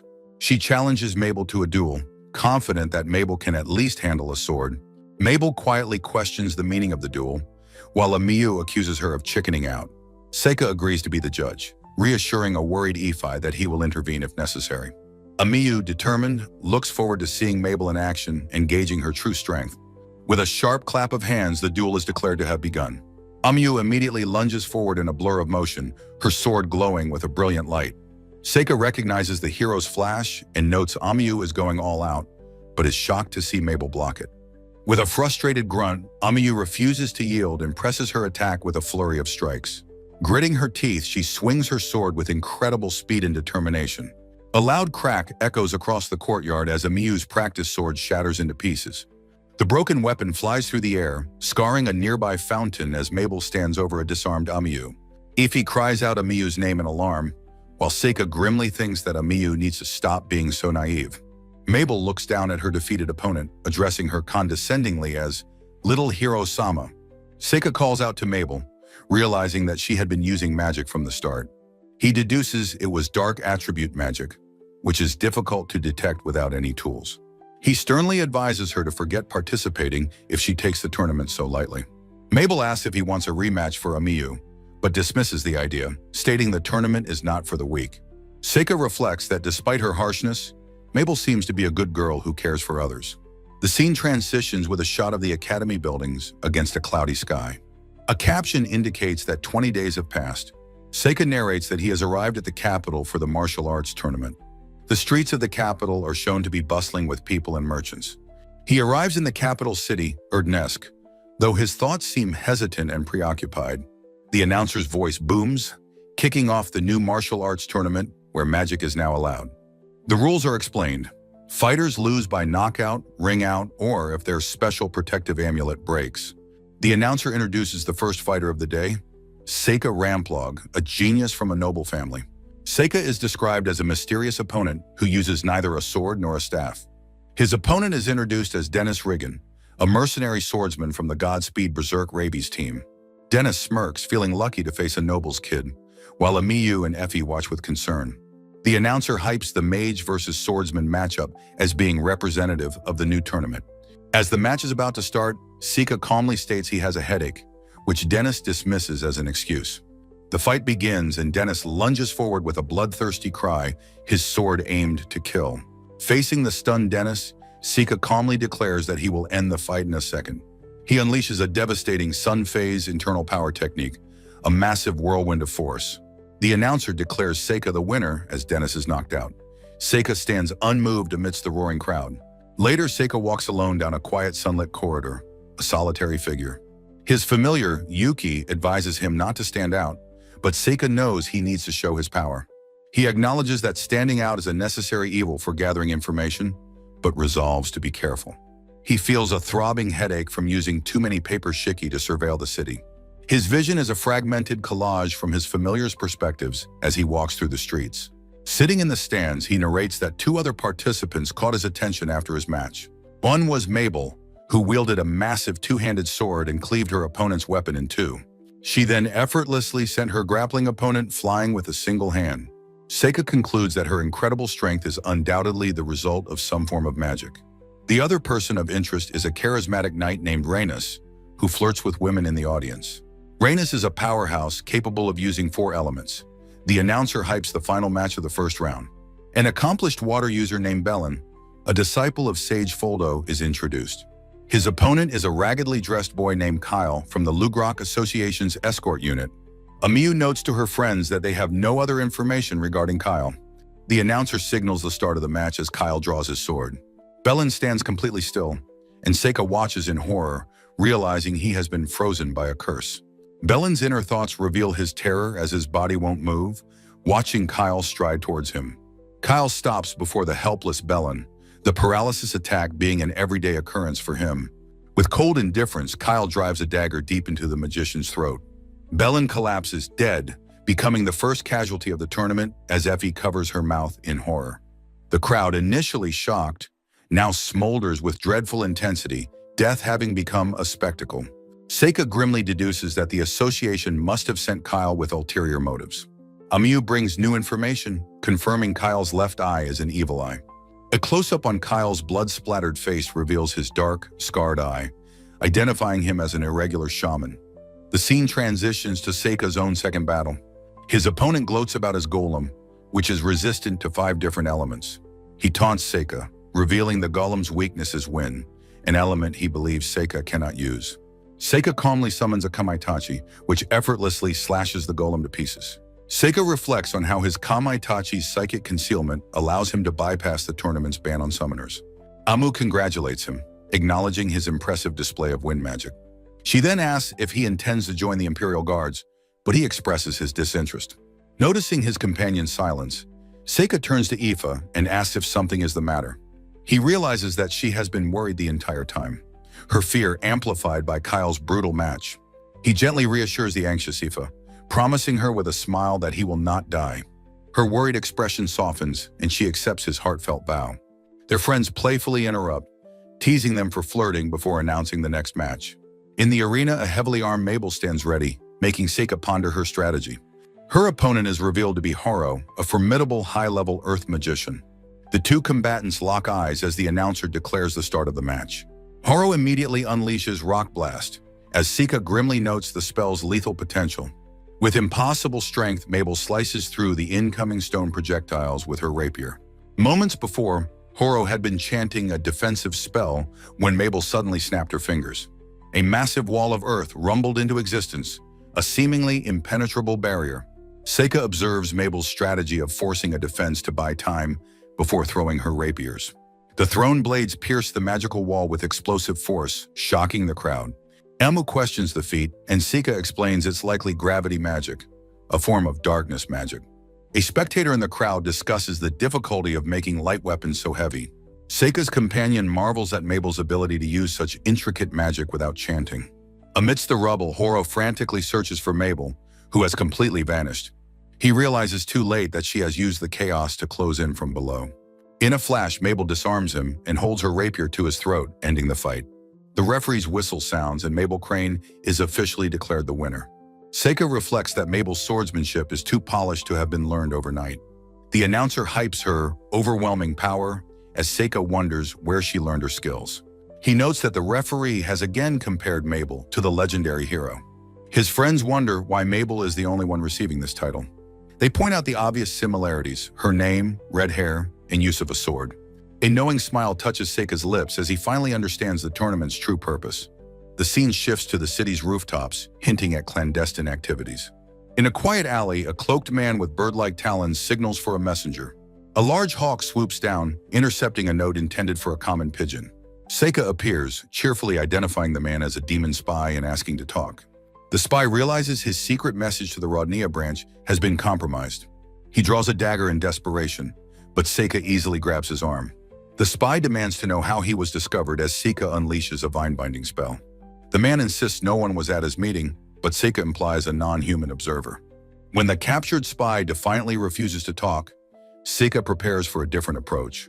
He calmly summons a terrifying ape-like monster named Satori to interrogate his captive. The spy shudders in terror, realizing Seika is a summoner and that Satori can read minds. Seika begins his cross-examination of the helplessly bound man. Satori plucks the name of the spy's superior, Baron Eol Eophas, from his thoughts. Seika correctly deduces that the intercepted message concerned the birth of a new hero. He asks where the message was headed, and Satori reveals it was demon territory. Seika demands the name of the hero being investigated, and Mabel Crane is revealed. The spy's thoughts confirm the information on Mabel was likely leaked deliberately. Seika learns their certainty is low, but a tournament win would greatly increase it. He questions if the Empire is hiding the hero's true identity from the demons. Satori reveals the demons know heroes can be overlooked among commoners and slaves. Seika concludes that the demons cannot afford to ignore a candidate like Mabel. His questions answered, Seika thanks Satori and offers the spy as a reward. He stands impassively, listening to the spy's final, terrified thoughts echo from the monster. Feeling a flicker of pity, he resolves that the threat was too great to be ignored. The objective of the entire tournament is now undeniably clear to him. Mabel's true role is to be a stand-in for the real hero, Amu. Seika reflects that adding a single magic swordsman to the guards was always a suspicious move. He knows that an army's true power lies in cooperation, not just one strong individual. He muses on the intelligence war, realizing both the Empire and the demons use spies. He deduces that the Empire knows of Amu's birth, leaving the demons in the dark. He takes credit for this intelligence gap, having eliminated key demon agents himself. He knows that if the demons keep watching the Academy, they will eventually find Amu. Therefore, the Academy must offer up a convincing decoy to divert their attention. This elaborate deception explains why Amiyu was never nominated for the tournament. He also concludes that Mabel is most likely a fabricated name for the decoy. He feels a sense of relief as the Academy protecting Amiyu is advantageous for him. The tournament progresses, with Kyle and Rhaenys easily winning their second matches. Seika turns his attention to his own upcoming third match. His opponent is a sinister necromancer flanked by two monstrous wolves. He defeats her with contemptuous ease, trapping her and her minions in a sea of mud. The crowd boos the anticlimactic fight, and the remaining matches are postponed. The next day, Seika watches Kyle's third match from the stands. He had left his friends at the inn, feeling the matches were becoming too dangerous. He learns that Mabel won her match, and Rhaenys' opponent withdrew out of fear. Kyle's opponent also fails to appear, leaving him the victor by default. A nearby spectator grumbles that the opponent likely fled in terror. Seika approaches Mabel, congratulating her on reaching the semifinals. He states his intention to withdraw, but cryptically warns that he will not lose to her. He challenges her to fight him fair and square if she wants to advance. Clenching his fist, he warns her that he might not be able to hold back. Mabel desperately insists she cannot lose and asks if he doesn't fear for his life. With a confident smile, Seika calmly refuses her desperate plea. Her frustrated outburst is cut short by the official announcement of Kyle's victory. The crowd erupts in boos as Kyle is declared the winner by default. Seika covers his ears, acknowledging the crowd's frustration over the canceled matches.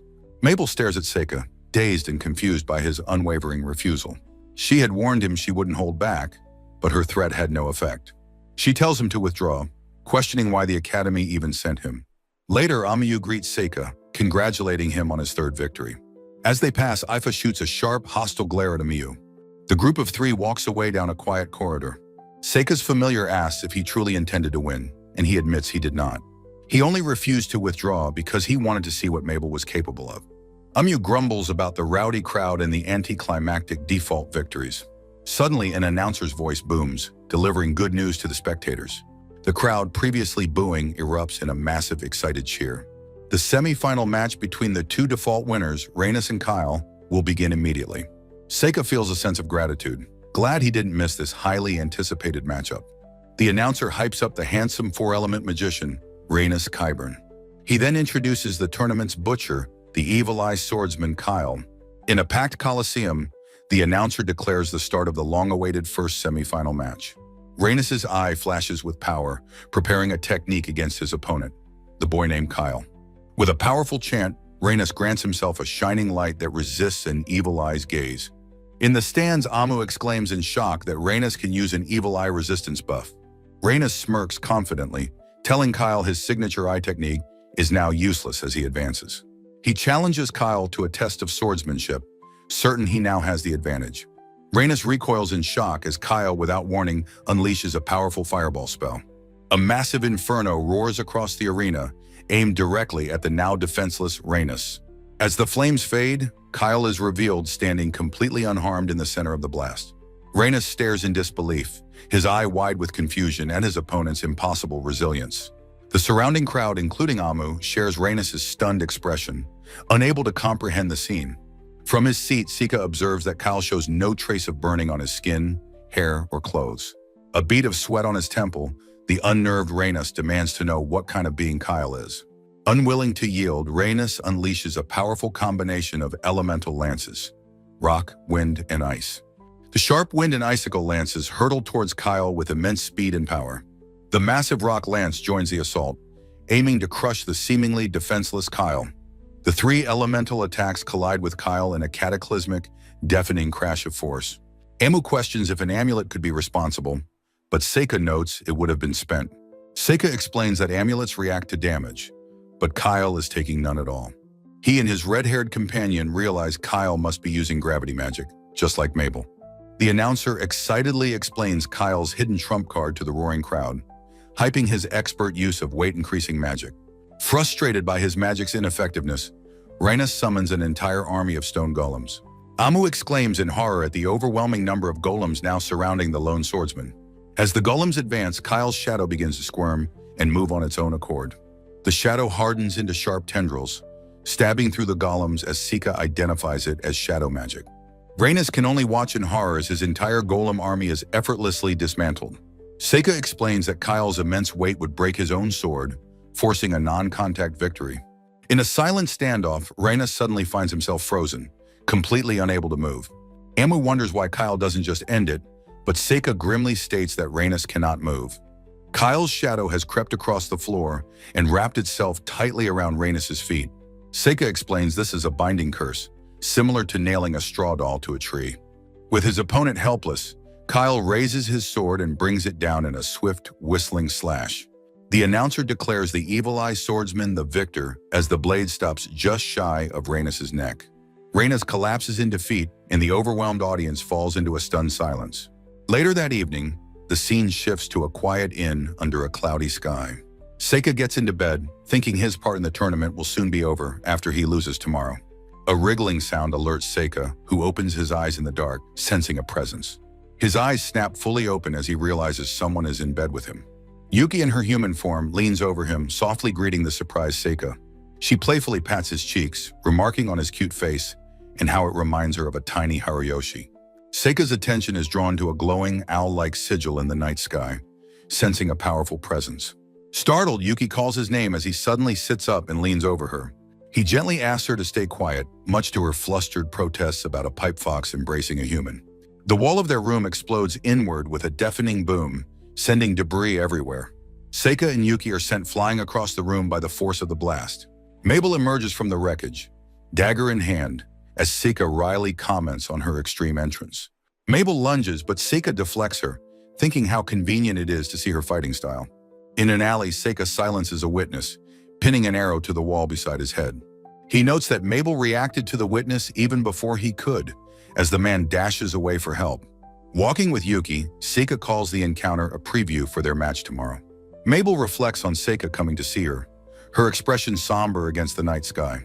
She decides to spend the night with him, implying a confrontation is set for the evening. As she waits by a fountain, she hears Seika's footsteps approaching. She leaps into a defensive stance, but Seika disarms her with a smile, saying he didn't come to fight. She questions his motives, and he explains he came to talk, suggesting they take a walk. He tells her he won't concede the match unless she explains her desperate situation. He asks why she tried to let the witness escape, even after trying to kill him.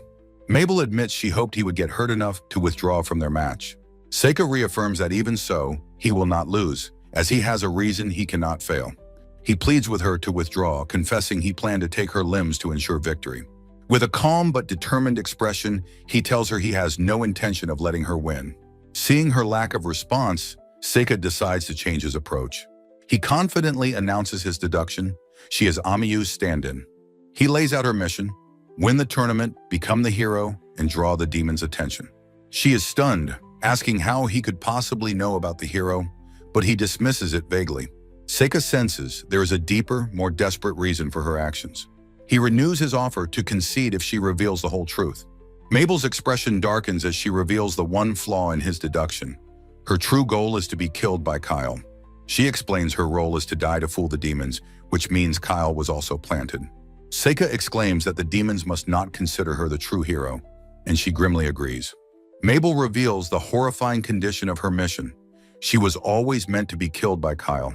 Seika is confused by the term borrowed, unable to understand the context.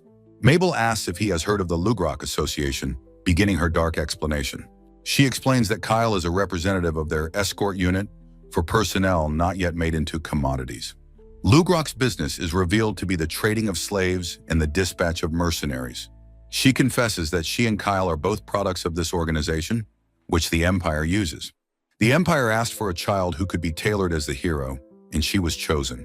Seika listens intently as Mabel prepares to reveal the darkest part of the plan. She was meant to be the final opponent for Kyle's test, which is why the association agreed to the tournament. The association takes no responsibility for her fate, win or lose, as she is disposable.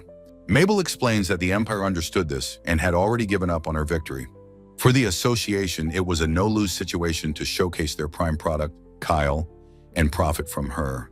Seika questions why they would discard her, but she explains she isn't an official commodity. She points to her head, explaining that to become a commodity, one must have their head open. The horrific surgery involves putting a hole in the skull to engrave magic onto the brain. She confirms Kyle underwent this surgery, which erases fear and anger and explains the nature of the test. Talented children were raised in groups of 4 to become perfect, obedient warriors. A flashback shows 4 happy children, including Mabel and Kyle, training together like a family. They encouraged each other, dreaming of a day when they would all be free together. But only the strongest of the 4 would get the surgery, and to prove it, they had to kill the other 3. Mabel confesses she is one of Kyle's comrades, and that the other 2 are already dead. Her final purpose, she states, is to be killed by Kyle as his final test. Seika asks if she continued winning for that reason, but she screams that he is wrong. She declares that she cares nothing for the hero or the test. Her motives are personal. Her true goal is to kill Kyle in the finals, regardless of what the Empire or Association wants. She vows to avenge her older brother, who was the first person Kyle killed. Having heard her entire tragic story, Seika quietly asks if Kyle is actually her brother. Mabel is utterly stunned, stammering in disbelief at how he could have possibly known. Seika explains it was mostly intuition, as her talk of avenging her brother felt strange. He asks if her hair was originally gray before she dyed it, and she quietly confirms it. With a piercing gaze, Seika posits a shocking theory. Perhaps Kyle himself actually wanted this tragic outcome. He asks Mabel if she too has seen the world's dark side, admitting he has, though not to her extent.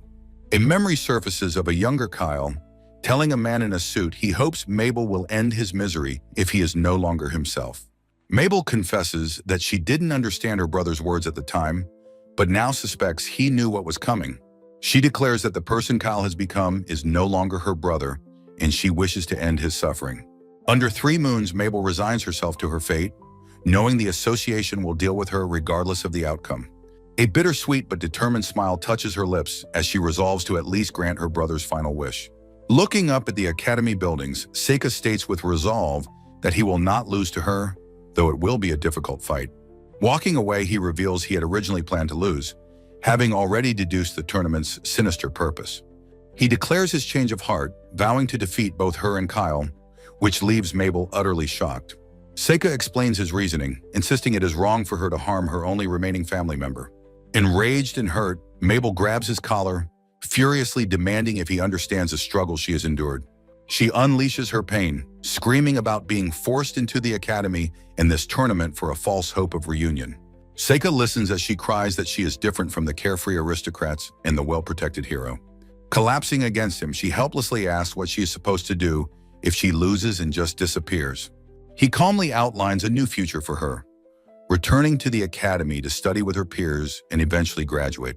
She argues that it's impossible, as the association would never leave her alone now that she knows their secrets. With a bright, confident smile, he promises that, as long as he is around, no one will be able to touch her. He makes a bold declaration of his power, stating that he is, after all, the strongest. Mabel, blushing and completely thrown, asks if he is seriously trying to seduce her at a time like this. Becoming flustered, Seika denies it, sheepishly recalling his brother's warning about men who try too hard to look good. He sincerely tells her that he believes her brother's true final wish would be for his only little sister to be free. Mabel quietly thanks him, but her slight hesitation shows her resolve is not completely gone. With renewed determination, she vows to fight him with her full power tomorrow and win. Seika confidently accepts her challenge, promising to easily defeat her and then serve Kyle his last rites. The tension broken, Mabel fidgets and asks about the woman she saw in his room, hoping she is unhurt. Seika becomes panicked, frantically denying that the white-haired girl, Yuki, was in his bed with him. Mabel presses him, noting that Yuki seemed to disappear, but offers to drop it if he wants to keep it secret. He insists he was alone and suggests it might have been an astral monster, which Mabel finds unconvincing. With a small, knowing smile, Mabel simply dismisses him as a weirdo. Later, Yuki asks if Seika can return Kyle to normal, but Seika confirms that it is impossible. He explains that restoring a soul so deeply transformed after many days is as difficult as reviving the dead. Despite this, he does not intend to kill Kyle, hoping to help the siblings forge a new relationship. Yuki lets out an exasperated sigh, calling her master naive for feeling bad for the puppet-like boy. The day of the semifinal match arrives, the air thick with anticipation under a cloudy sky. Standing at the arena entrance, Seika looks upon Mabel and acknowledges that this is her at her best. Mabel stands ready with a massive battle axe, declaring that she is done pretending to be the hero. The announcer hypes up the match, questioning who will win between the two very different academy students. With the signal to begin, Mabel explodes into action, dashing towards Sika with incredible speed. Her first swing smashes the arena floor, sending shards of rock flying as Sika dodges the powerful blow. She continues her relentless assault, her axe moving in a powerful, swinging blur. Sika analyzes her fighting style, realizing she's using magic to make her swings impossibly fast. He deduces this makes her easier to aim at, just as she unleashes an explosive power technique. Sika knows he won't be able to block the powerful downward strike in time. In a brilliant feint, Mabel flips mid-air, having suddenly restored the axe's true, immense weight. This sudden shift in gravity changes the physics of the swing, using the axe's momentum to swing her around. Impressed but undeterred, Sika casts a spell, unleashing mercury-laced vines to bind her. He then invokes a second technique, lifting the immobilized Mabel into the air with his staff. Mabel struggles against the heavy vines, knowing a light axe couldn't scratch him, while Sika assures her he won't hurt her. With his opponent helpless, Sika states that all he needs to do is win the match. The announcer's voice booms across the stadium, declaring the child prodigy Sika Lamprogue the winner. Sika gently lowers the defeated Mabel to the ground, telling her to rest a bit. Facing the arena, he declares that he will handle the final match against Kyle. Offstage, Kyle expresses his relief that Mabel is alive, so he can now kill her properly. Sika acknowledges Kyle's difficult circumstances, even if he cannot truly understand them. Kyle angrily demands to know why Sika is getting involved in a matter that doesn't concern him. In a burst of pure emotion, Sika snaps, shouting that his reason is simple: he does not like Kyle. Kyle retorts with a cold personal jab, telling Sika to treat his own little sister better. Sika challenges Kyle's purpose, asking if life isn't meant to be fulfilling. A memory of Kyle being told to kill his loved ones flashing by. Kyle scoffs at the idea, questioning the very meaning of a fulfilling life. He explains his grim philosophy: survival is all that matters, which means obeying the strong, even if it means killing family. As the final match is announced, Mabel intervenes, proposing that the loser must apologize to her and another boy named Augie. She challenges Kyle's confidence, asking if he truly believes he will lose to her, which enrages him. The match begins and Sika immediately casts Monk's Night Curtain, plunging the arena into darkness. He knows this Ayakashi, which impedes recognition, is the perfect counter to an evil eye user like Kyle. Hidden from the audience, Sika summons a massive horned ox Oni to face his opponent. Kyle stares in confusion at the monstrous creature, identifying it as a minotaur. The Oni lunges, its weapon clashing loudly against Kyle's defense in a shower of sparks. Sika taunts him, questioning if his emotionless state truly creates the perfect soldier. Kyle remains silent, dashing to meet the Oni's charge with a blank, determined expression. Sika continues his psychological assault, asking if the sight of the demon stirred no fear within him. Kyle's gaze remains cold and distant, showing no reaction to the monstrous foe. In a reckless move, Kyle leaps and smashes the Oni's weapon with his small knife. The force of his own desperate attack sends him flying backward into the magical curtain. Sika stands over the fallen Kyle, noting that if he could still feel fear, he wouldn't have fought so recklessly. Outside the curtain, the crowd murmurs in confusion, while Sika confirms Kyle is unconscious but alive. Sika decides to sneak Kyle out, resolving to let him choose between freedom and returning to the association. He believes Kyle could make a new life for himself and plans to arrange a meeting with Mabel. Just then, Umiyu finds Kyle convulsing, black curse marks spreading across his skin as he coughs up blood. Umiyu identifies the horrifying marks spreading across Kyle's body as a curse. Sika panics, realizing he has no time to prepare a replacement effigy to absorb the unknown curse. With his last breaths, Kyle desperately tries to convey a final apology he needs to give Mabel. Umiyu explains this is a fail-safe curse from the Lugrok Association, designed to silence him upon defeat. As the curtain of darkness dissipates, the crowd of paper dolls representing the audience scatters into the wind. Umiyu glares with fury, realizing the association was looking down on them, thinking a simple curse would suffice. Kneeling beside the now lifeless Kyle, Sika calmly states he can repair the boy's vessel. He recalls his past life as the Strange, asserting that reviving the dead is no problem for him. As he prepares the forbidden ritual, a hand grasps his arm, stopping him. A terrified Ifa pleads with him to stop, reminding him of the danger and his reason for reincarnation. She begs him to reconsider, questioning if Kyle is truly worth such a monumental risk. Seika looks at Aoife, a single tear tracing a path down his cheek as he listens to her plea. The paper dolls representing the audience scatter into the sky as his magical constructs fade. Aoife and Seika stand over Kyle's lifeless form in the now empty arena. Seika looks at Aoife with a deep understanding, acknowledging that she is trying to stop him because she knows he is kinder than anyone. A quiet moment passes under a cloudy sky. The immediate crisis concluded and the arena empty. Seika explains his cover-up. He splattered fake blood and claimed to have obliterated Kyle, a story the arena believed. The awards ceremony was hastily concluded, and his refusal to join the guards was accepted as promised. Later, in a quiet forest far from the city, Seika and Aoife stand before a cloaked figure. The cloaked figure is Kyle's recovered body. Seika explains he used a phase ability to retrieve it for a proper burial. He admits to Aoife that he still can't find the words to apologize to Mabel for everything that happened. A cloaked figure tells Mabel that her brother's fate was expected and she shouldn't be troubled by it. Seika reflects on his mistake, realizing his emotional outburst broke a self-imposed limitation. A sad smile crosses Seika's face as he admits he was unable to let Kyle perish. Seika confirms Mabel's identity, while her companions agree the hero alias was a bit much. Mabel looks away sadly as Seika explains he learned her name from Kyle's final words. She then reveals Kyle had a final message for him, one she doesn't comprehend. With a steady gaze, she delivers Kyle's last words, an apology about a four-leaf clover. The unexpected message strikes Seika with sudden, profound understanding and shock. Mabel recounts a childhood memory of Kyle breaking her hair accessory, starting a fight. Memories of their fight flash by as she marvels that he worried about it at the end. A vision of Kyle's pained expression shows how much the memory troubled him. With a tearful, bittersweet smile, she insists that he never needed to apologize for that. He observes in silence as she struggles to contain her hiccups and overwhelming emotions. Gazing at the horizon, Mabel questions her future, finding her new path unbelievable.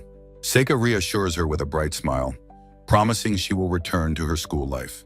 He promises that even if things go wrong, he will personally intervene to fix them. Internally, he admits his own helplessness despite his power, but knows he has options.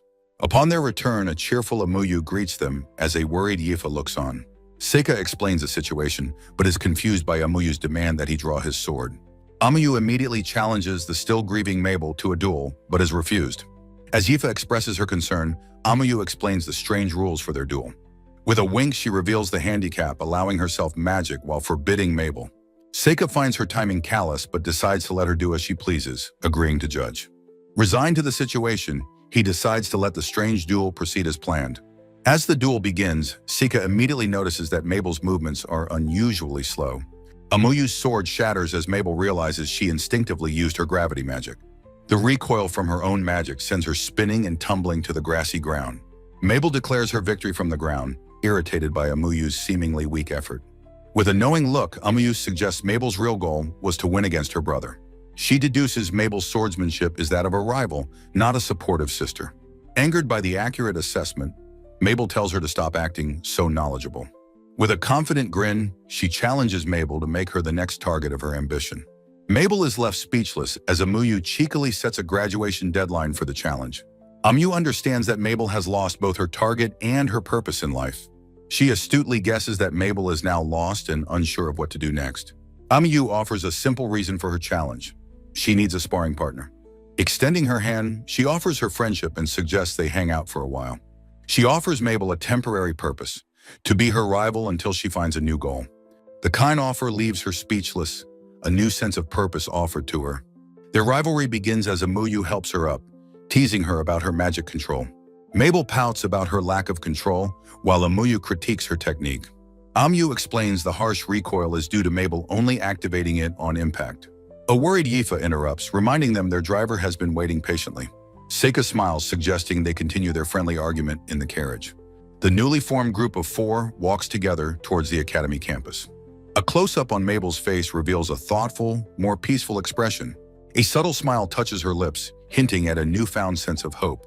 A small, genuine smile graces her lips, signaling a new beginning for her. High above, a mysterious cloaked figure watches over the students from the sky. In her office, the headmistress expresses her satisfaction with Seika's tournament victory. She then offers a commendation to Mabel for her own impressive semifinal achievement. Her tone shifts to a stern reminder that their primary duty as students is to study. Her attention focuses on Mabel, who is surprised to be the subject of her lecture. She points out Mabel's long absence, and poor literacy will make catching up difficult. She advises Mabel to seek tutoring from her high-achieving classmates, Seika or Yifa. The headmistress dismisses her, granting her a day off to prepare for her studies. As Mabel leaves, the headmistress asks Seika to remain behind for a private talk. A quiet pause hangs in the air before the true conversation begins. Seika reverses her question, asking if she is truly satisfied with the outcome. He points out their plan failed, as Mabel's loss ruined the hero deception. The headmistress says they can simply explain away the unusual student recommendation. Seika reveals his own investigation into the Crane family of magic researchers. His investigation showed the Cranes truly cared for their adopted child. The headmistress scoffs at their naivety, calling them fools for being so excited. Seika declares the Academy's true goal was always to secure Mabel for themselves. He explains the association never suspected the Academy had a trump card like him. He deduces the association sold Mabel, not lent her, assuming she would survive a loss. Seika lays out their cynical plan: take no responsibility and use it for profit. The headmistress admits they used him to deceive both the association and the Empire. She questions his confidence, judging his talent to be on par with the hero's. Seika coolly refutes her claim, stating no talent can surpass that of the hero. He demands to know her true intentions for Mabel now that she is in her possession. He suggests her motive is to have a powerful student to protect Amiyu from spies. She agrees his victory will help divert the demon's attention away from the Academy. She challenges his deduction, asking for the real reason if her motive is different. A quiet moment passes as she prepares to reveal her true motivations. She begins her story, admitting that the child was considered a defective asset. She reveals the officials wanted to cancel the plan because Mabel couldn't win. She confesses she initially agreed, but meeting Mabel changed her mind completely. She recalls seeing a talented but tragic child destined to be killed by her brother. With dead eyes, Mabel offered herself up, vowing to kill her family for her brother. In that moment, the headmistress realized the entire plan was a terrible mistake. Seika understands she used him as her ace to save Mabel, with Yifa as backup. He reassures her, explaining the Crane family's powerful political connections. He states that anyone who dares to harm the Crane's daughter will face destruction. Below, Mabel is seen happily pulling a smiling Amiyu along by the hand. He adds that the rising Lugrok will now behave, fearing the consequences. The headmistress believes her work is done, but Seika smiles, disagreeing with her. He explains the real challenge is not assassination, but her new life as a student. He notes that Mabel is about to start a student life she is unfamiliar with. He tells the headmistress to use her experience to help guide the young girl. The headmistress watches them, thinking to herself that helping her is an obvious duty. Down below, the three girls are seen laughing and enjoying their new friendship. The scene shifts to a large, quiet study lounge within the academy. Mabel, her hair color restored, sits with her friends, looking stressed by her studies. Seika creeps up behind her, whispering her name and making her shriek in fright. He announces his business with Mabel, who frantically denies it as he shakes her. As Yifa questions him, Mabel bursts into tears, refusing to study with him anymore. She wails about the relentless studying, complaining about the lack of any days off. Seika calmly reminds her of the exams she failed and the material she must learn. Seika calmly lectures a tearful Mabel, stating with quiet arrogance that he had never needed to study until now. Outraged by his condescension, Mabel grabs him by the collar, telling him not to speak as if he's dispensing wisdom. Amiyu chimes in, pointing out how strange it is for Seika to have barged into the girls' dormitory in the first place. Leaning in close, Seika menacingly threatens to make the terrified Mabel study until morning if he so desires. Overwhelmed by the intense study regimen and his threat, Mabel promptly faints into Amiyu's concerned arms. Sometime later, a cheerful Mabel announces her victory. She has secured at least 2 days off from studying per month. The scene shifts, showing the Grand Academy buildings under a bright sun, signaling the passage of time. A hand pulls back a curtain, opening a window to a bright, cloud-filled sky and lush green trees. 3 months after the tournament, the Academy has officially entered its summer vacation period. As Seika reads a letter, his small, fox-like familiar asks if it's from the people at his family's mansion. He confirms the letter is from his father, who wants him to undertake an investigation concerning a dragon. The letter explains that in the vassal state of Astria, a local dragon has recently started attacking people and livestock. Seika knows this behavior is unnatural, as monsters in this world feed on magic, not physical sustenance.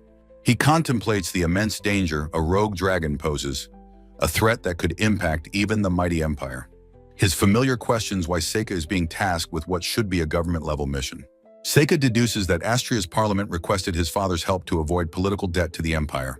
With his father and brothers all occupied, the responsibility has conveniently fallen to Seika during his break. He sighs, concluding that his father has simply decided to delegate the dangerous mission to his talented son. With a determined expression, he announces his plan to travel to Astria over the summer vacation. In the dining hall, an enthusiastic Amiyu learns of his plan and immediately asks if she can tag along. Seika calmly reminds her that she is scheduled to go home the next day and should visit her family. Amiyu insists she has no plans for the break, but Seika firmly tells her that she is mistaken. With wide, intense eyes, Amiyu makes a shocking declaration. Her one and only plan for the break is studying. As his friends note she's lost in her own world, Seika dryly tells her to go home to her waiting parents. He then turns to a nervous-looking Eva, gently asking if she will accompany him on the journey. Although he tells her not to feel forced, a blushing Eva eagerly accepts his invitation to go. Seika explains that since he isn't returning to his family's estate, the rules permit him to take a follower. Amiyu asks about their departure, and he informs the group they will leave the day after tomorrow.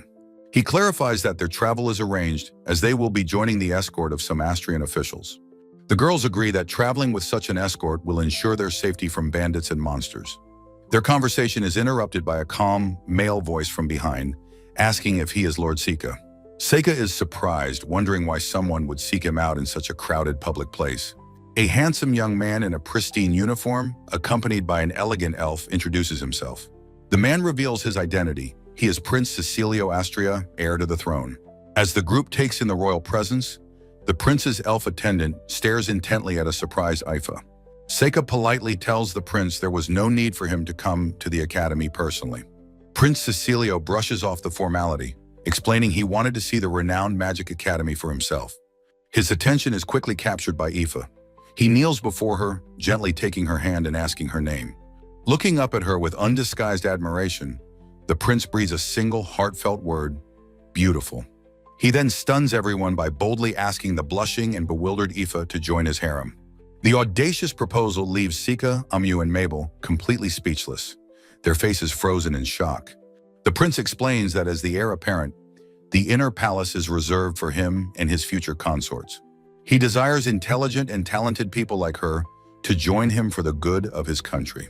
A flustered Ifa tries to refuse, explaining that she is Seika's slave and such a thing is impossible. The prince is surprised she isn't a student, though she clarifies that she is, but her explanation trails off. Undeterred, the prince offers to purchase Ifa from Seika at his asking price, whatever it may be. The elven attendant, Rise, coolly identifies Ifa as a forest dweller, an elf, based on her features. Rise continues her assessment, noting Ifa's overwhelming aura of strength and her natural talent for magic. Seeing the commotion they are causing, Seika tactfully suggests they move to a more private reception room. The prince agrees, patting a confused Seiko on the shoulder and telling him to do his best. The scene shifts to a formal reception room, where the group will continue their discussion. Prince Cecilio and Rise sit opposite a nervous Seika and a very tense Ifa. Ifa sits rigidly on the sofa, her hands clasped tightly, internally panicking about why she is there. Seika explains that he brought Ifa along at the prince's request, noting how scared she is. He asks the prince to begin, requesting that they dispense with formal titles as he has no intention of succeeding his own.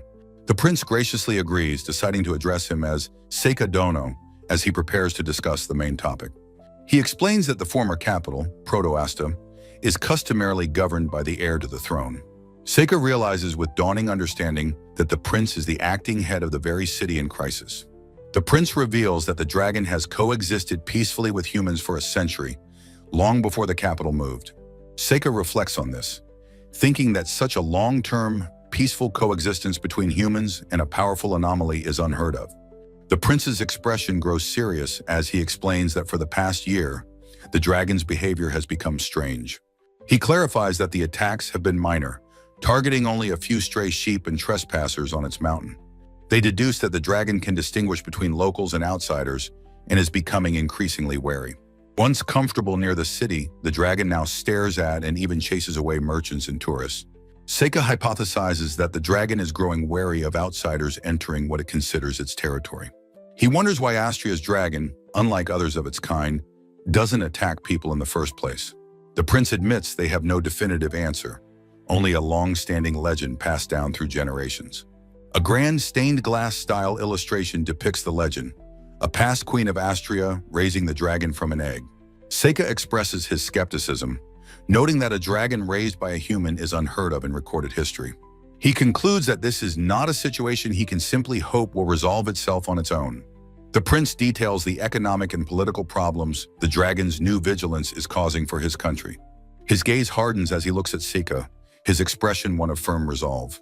With conviction, he asks Seika to see this investigation through to its very end. Seika formally agrees, though he senses from the prince's demeanor that he already has a solution in mind.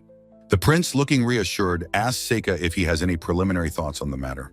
Seika replies that while he has a few ideas, he needs to conduct a thorough on-site inspection first. The prince then turns his attention to a surprised Aoife, asking for her opinion on the situation. A flustered Aoife expresses her doubt, feeling she couldn't possibly know the answer if Seika doesn't. The prince gently prompts her, asking if a similar situation has ever occurred in the past. After a moment's thought, Aoife suggests that it might be worthwhile to look into the historical records. Rise firmly interjects, vetoing the prince's impromptu dinner invitation due to security concerns. The prince defers to Rise and apologizes to Seika, suggesting they meet again when they are ready to depart. Seika and Aoife watch as the prince and his stern elven attendant walk away, leaving the reception room. Seika observes Risi's intense caution, noting that her wariness reminds him of the escorts from his past life. A dark textured panel appears with the words, "Eyes that are full of fear," emphasizing his observation. He wonders aloud if Rise is afraid of his power, despite the fact that they have only just met. A worried Aoife frets about having offended the prince, but Seika tries to reassure her that everything is fine. Later, Riz privately scolds the prince for his rudeness in disregarding a master to speak with his servant. The prince defends his actions, admitting he has taken a liking to Aoife and would be a good partner for her. Seika glances over at Aoife, who seems to have brightened, and thinks to himself that she has gotten quite pretty. He reflects that Aoife is now 15, the age of adulthood, and the time has come for her to decide her own future. He resolves that he will respect her decision, even if it means they will be separated, and he will feel a sense of pity. A symbolic image appears, showing his hand creeping forward to pull a plant from the ground by its roots. Later, Amiyu confronts Seika, grabbing him and demanding to know what he discussed with the prince. Seika insists they only talked about the dragon, though he admits that the prince seems to have taken a liking to Aoife. Amiyu's expression shifts to one of serious concern as she asks if he is planning to sell Aoife. Seika denies this, but as he watches his friends walk away, he admits his true intention to himself. With a look of quiet resolve, he declares his intention to free her from her bond of servitude. Amiyu immediately misinterprets this, assuming that a freed Aoife will simply accept the prince's offer and join the harem. She argues that it's a huge opportunity for Aoife and that they shouldn't get in her way at this pivotal moment. Mabel advises Seika not to speak to Aoife, predicting sadness as Amiyu expresses conflicted understanding. Questioning why Aoife would be sad, Seika listens as Mabel explains she might repress her own feelings. With a sincere gaze, Mabel earnestly asks him not to get involved in Aoife's decision. Conceding the point, Seika cannot promise inaction if Aoife initiates the conversation herself. Watching the two girls leave, Seika muses that they must be worried about Aoife. He considers that Mabel and Aoife must have grown close in the dorms. Internally, he acknowledges that Aoife has the talent to build her own career at the academy. He also recognizes that other choices, like the happy domestic lives his past disciples chose, are available. Seika resolves that he will not deny her any path she chooses for herself. A montage of characters, the prince, Riz, Amiyu, and Mabel, flashes by as his resolve solidifies. With a determined look, Aoife's face is seen through her own outstretched hand. Seika concludes that regardless of her choice, he will respect her decision. A long caravan of carriages makes its way along a paved road through a grassy landscape. Inside a carriage, a queasy Seika laughs, telling a concerned Aoife he's used to the ride. Aoife marvels at the idea that humans and dragons can coexist peacefully in this land. Her imagination runs wild as she wonders if one could ride a dragon like a knight. Seika gently dismisses the idea of dragon knights as mere fairy tales, finding it unrealistic. He explains that even with his own mystical Ayakashi, riding winged creatures is incredibly difficult. He reveals he must choose ones that fly with divine power, not just physical wings. Aoife is surprised when Seika reveals Prince Cecilio invited her to his carriage, an offer she refused.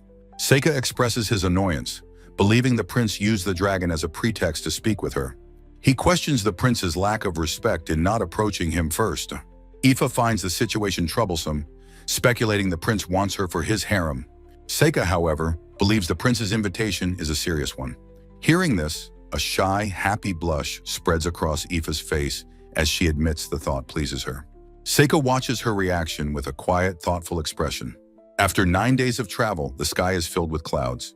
Their caravan approaches the grand mountainous former capital of Proto-Asta. The journey is unexpectedly delayed, and a guard suggests they get some fresh air. Stepping out of the carriage, Seika and Aoife stand on the grassy roadside. The guard explains that the merchant's horses up ahead are frightened by something. A massive shadow sweeps over them as Aoife and Rise look up in awe. Seika's eyes widen, having only ever seen dragons in books before this moment. The source of the shadow is revealed, a magnificent, imposing dragon soaring through the sky. A guard calmly explains the dragon is just being vigilant due to the stopped carriages. The majestic, scaled beast flies low, its size and power on full display. The guard reassures them that as long as no one provokes it, there is no danger. Its silhouette shrinks as it flies into the distance, seemingly proving the guard's point. The guard notes the dragon's immense size, identifying it as a greater dragon. Seika regrets not having researched more, but dismisses the thought as the dragon circles back. It swoops low over their heads, its massive wing momentarily blotting out the sky. Aoife and another person duck, but Seika stands firm, analyzing the situation. The guard remains calm, pointing out that the other guards are also relaxed. He compares the dragon's behavior to that of a crow protecting its nest. The guard compliments Seika's valor, noting that even tough adventurers would be scared. Seika agrees that the dragon will likely leave after one more show of force. Suddenly, a strange flow of power sends a wave of unease through him. Before he can finish an incantation, a monstrous lava tiger materializes, clashing with the dragon. The dragon retreats as the tiger lands heavily, its body a mass of dark rock and molten energy. Seika identifies the creature as a monster that normally resides in volcanoes. The lava tiger leaps, not after the dragon, but towards the onlookers on the ground. With a deafening crash, massive quartz crystals erupt from the earth, trapping the beast. Aoife stares in stunned disbelief at the sudden turn of events. Seika notes that the quartz is sizzling, indicating the tiger's immense internal heat. A man with sharp teeth, Sect, emerges, chiding the trapped beast for breaking their contract. He holds a grimoire, lamenting the dangerous situation he has seemingly contained. Snapping his book shut, he asks if everyone is all right, but Seika identifies him as a summoner. Prince Cecilio furiously demands to know why Sect unleashed his summon on the non-threatening dragon. Sect retorts that Seika, a guest from the Empire, was in danger. He insists the situation changed while the prince was away, and their client's death would be trouble. He reveals the dragon's behavior has become more agitated recently, insisting it was dangerous. A guard, confused by Sect's presence, asks the prince who he is. The prince introduces Sect as the leader of a mercenary group he hired. He then formally introduces Seika as the investigator from the Empire.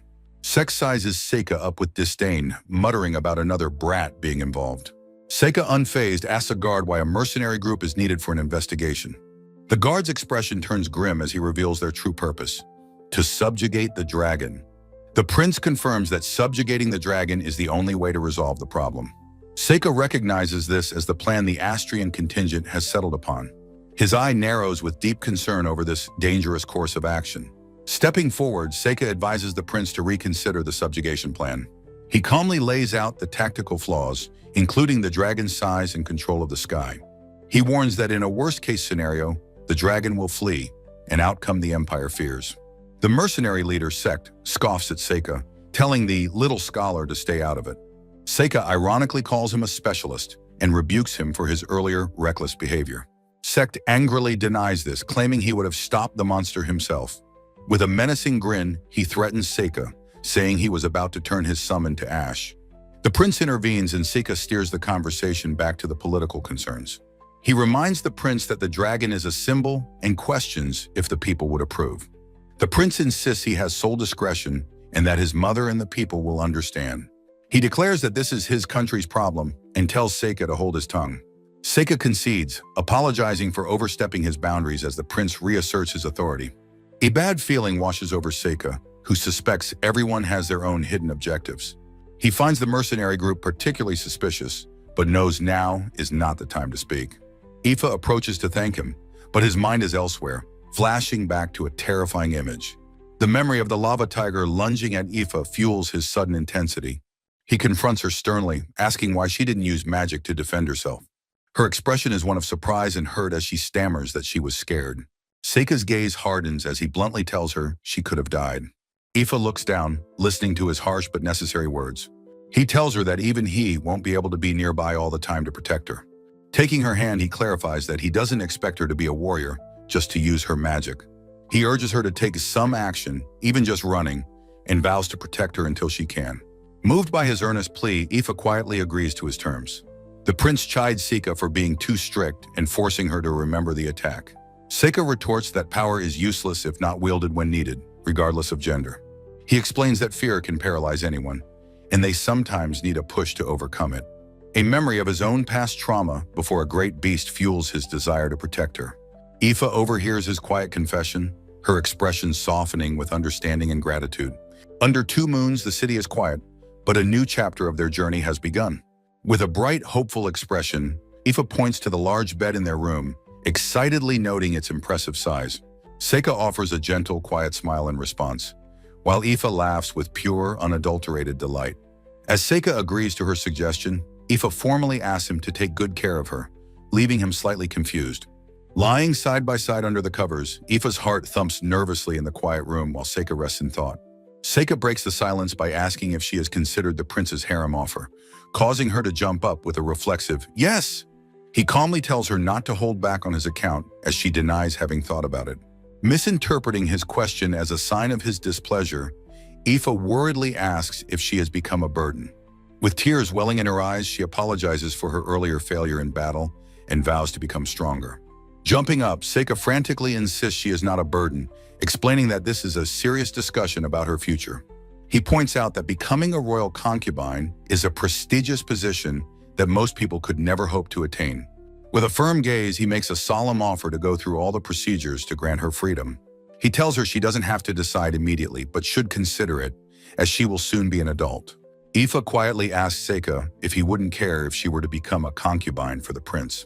Looking away with a hint of sadness, he admits he would be lonely but states that everyone must find their own path. A warm smile spreads across Aoife's face as she thanks him for his consideration, agreeing to think about it. After they wish each other good night, a disappointed Seika sits alone, musing that he must have been rejected. The scene shifts to the grand, weathered stone architecture of an old city, signaling a new day. Inside a vast library, towering shelves filled with countless ancient tomes stretch toward the ceiling. Seika reflects that the archives in Astria contain far more relevant material than he had anticipated. Having finished her share of the research, Aoife approaches and asks Seika if he has found anything of interest. He confirms that he has, pointing to a book that describes a situation remarkably similar to their own. A historical illustration depicts Astria's dragon being born several hundred years ago, possibly hatched by a queen. For centuries after becoming an adult, the great beast lived in harmony with the city's human residents. At some point in its long life, the dragon found a mate, and a second dragon came to live with it. The dragon's peaceful demeanor then changed, and it began to hunt livestock and intimidate humans. Seika reveals this historical account took place 150 years ago, and a dragon child was spotted soon after. Aoife connects the dots, theorizing that creatures often become irritable and aggressive when rearing their young. Seika continues the story, explaining that 50 years later, the female dragon died of natural causes. He wonders if monsters have a natural lifespan, comparing it to Ayakashi that sometimes perish after giving birth. Aoife points out a problem with the theory, noting that this past incident doesn't seem related to the current one. She adds that since the current dragon is male, it couldn't possibly be in the process of raising a child. While Seika concedes her points are logical, he admits he can't shake a strong feeling that the two events are connected. His expression hardens with resolve as he declares that, at times like this, one must simply take action. The sky is filled with soft, white clouds marking the beginning of a new day and a new journey. Carrying a large backpack, Seika begins his trek up a forested mountain path, determined to find answers. He reflects that the prince had graciously prepared all the supplies he would need for his expedition. In a flashback, the prince asks Seika if Aoife truly wishes to be freed from her slavery. Seika had confirmed with a firm gaze that if it was her wish, he would free her during their stay. The prince had watched them go, a thoughtful expression on his face, hoping Seika wasn't planning anything reckless. Before his departure, Seika had told Aoife the mission was dangerous and that she should wait for him. Aoife had agreed with a forced laugh, trying to hide the genuine worry in her eyes. Seika recalls her reaction, thinking to himself that he might have been too harsh with his warning. Seeing her worried face as she saw him off, he resolves to return from the mountain as soon as possible. Meanwhile, the elf attendant, Riz, confronts Aoife, asking if she is truly okay with remaining a slave to Seika. Riz explains that spirits don't gather near Seika because they actively avoid him, not because he lacks magic. Aoife recalls her own first impression of Seika, how she noticed his strange dark miasma and instinctively avoided him. A powerful image of a cloaked Seika amidst ruins makes her think of the legendary demon lord of the past. Aoife's steps echo in a quiet corridor as she walks, her mind filled with these troubling thoughts. She opens a door, her expression one of surprise as she finds Riz waiting for her. Riz greets her warmly, inviting her to sit down for a private conversation. The elf begins by praising the city of Proto-Asta, calling it a good place steeped in history and magic. Looking down, Aoife humbly claims she doesn't know much about magic, feeling out of her depth. Riz dismisses this, pointing to the spirits only they can see and telling her not to pretend. Aoife asks in astonishment how Riz could possibly know that she can see the spirits. Riz explains that she noticed the large number of spirits gathered around Aoife back at the academy. The elf then makes a stunning declaration, stating her belief that Aoife is one of their descendants. She explains that calling upon spirits to use magic is the very definition of elven magic. Aoife protests that she is a normal human, pointing out that her ears are not pointed like an elf's. Riz clarifies that while physical traits fade over generations, the ability to see spirits is undeniable proof. Riz says she is happy about this discovery, but is also distraught over the hardships Aoife must have endured. Her expression turns to one of pity as she thinks of Aoife's difficult life of slavery. With a serious gaze, Riz takes Aoife's chin and asks her to join Astria's harem. The prince, in his own thoughts, believes this is for the best, as he can save Aoife from her current master. Riz softens her proposal, telling Aoife she doesn't need to force herself to become queen if she joins. With quiet resolve, Aoife declines the offer, stating she won't be joining the inner palace. With a sharp, unwavering gaze, Aoife states that she is very satisfied with her current situation. Riz is taken aback by this, questioning what Aoife could possibly mean by that statement. Aoife declares that Seika, seen standing calmly by a great dragon, is a monster. She directly challenges Riz, asking if she is truly okay with remaining as Seika's slave. Aoife explains that no spirit dares to approach Seika, as if he is enveloped in a dark miasma. She recalls noticing his abnormality and how even the captured dragon seems wary of him. She couldn't help but think that the legendary demon lord of the past must have been like him. Riz listens as Aoife insists that Seika, while strange, is undeniably human and not a demon. Aoife passionately explains that she has known Seika since they were children together at the mansion. Riz gently probes, pointing out that Aoife has no memories of her own infancy. She presses Aoife further, asking if nothing about Seika's behavior ever stood out to her. A flurry of chaotic but happy childhood memories flashes through Aoife's mind. With quiet conviction, Aoife states her belief that Seika is a good person and a human. Riz warns her that Seika is too unusual to trust unconditionally and urges her to distance herself. Riz's companion gently asks if she might be misunderstanding something about the situation. The companion asks if Astria's inner palace isn't a place of complicated romantic and political relationships. Riz is completely shocked, admitting she was under the impression its true nature was widely known. Aoife apologizes and decides showing Riz the truth will be faster than trying to explain it. With a determined look, Aoife prepares to lead a very confused and protesting Riz away.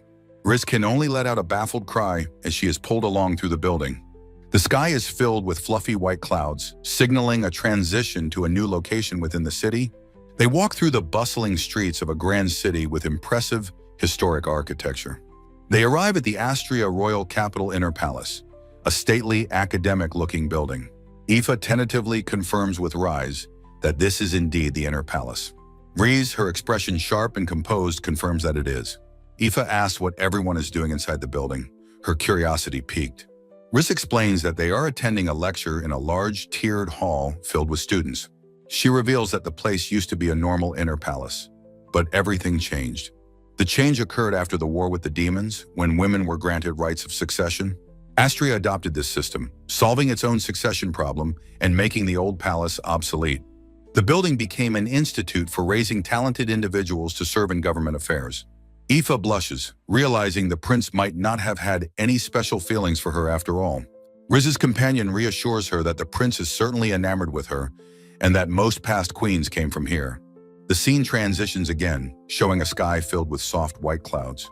Walking through the palace gardens, Aoife remarks that the place is interesting and not at all oppressive. Walking through the pristine palace gardens, Aoife remarks that the place is brighter and freer than she expected, much like their own magic academy.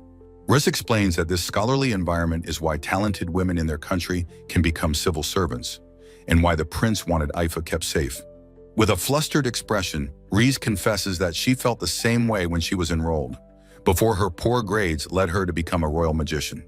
Aoife can't help but giggle at Riz's surprisingly relatable story, finding the situation amusing. Changing the subject, Riz praises the current Queen of Astria, the prince's mother, as a brilliant and beloved ruler with excellent decision-making skills. She believes that the young master, Prince Cecilio, is deeply worried about whether he can live up to his mother's impressive example. This immense pressure is why the prince is in such a hurry to resolve the dragon incident and find a worthy queen to rule beside him. With Aoife, Riz admits that while the prince is naive and lacks experience, he is not a bad person at heart. She vouches for his character with absolute certainty, having known him since he was a small child. Riz then earnestly asks Aoife to stand by the prince's side and support him with her strength, leaving Aoife stunned. Aoife's mind flashes back to a quiet moment with Seika, who told her that everyone must eventually find their own path as they become adults. Overwhelmed by the proposal and her memories, Aoife is left speechless and deep in thought. She admits to herself that Seika's words have been stuck in her head ever since, echoing with a new and profound weight. The scene transitions, a shot of the sky and trees, marking a shift in time and perspective.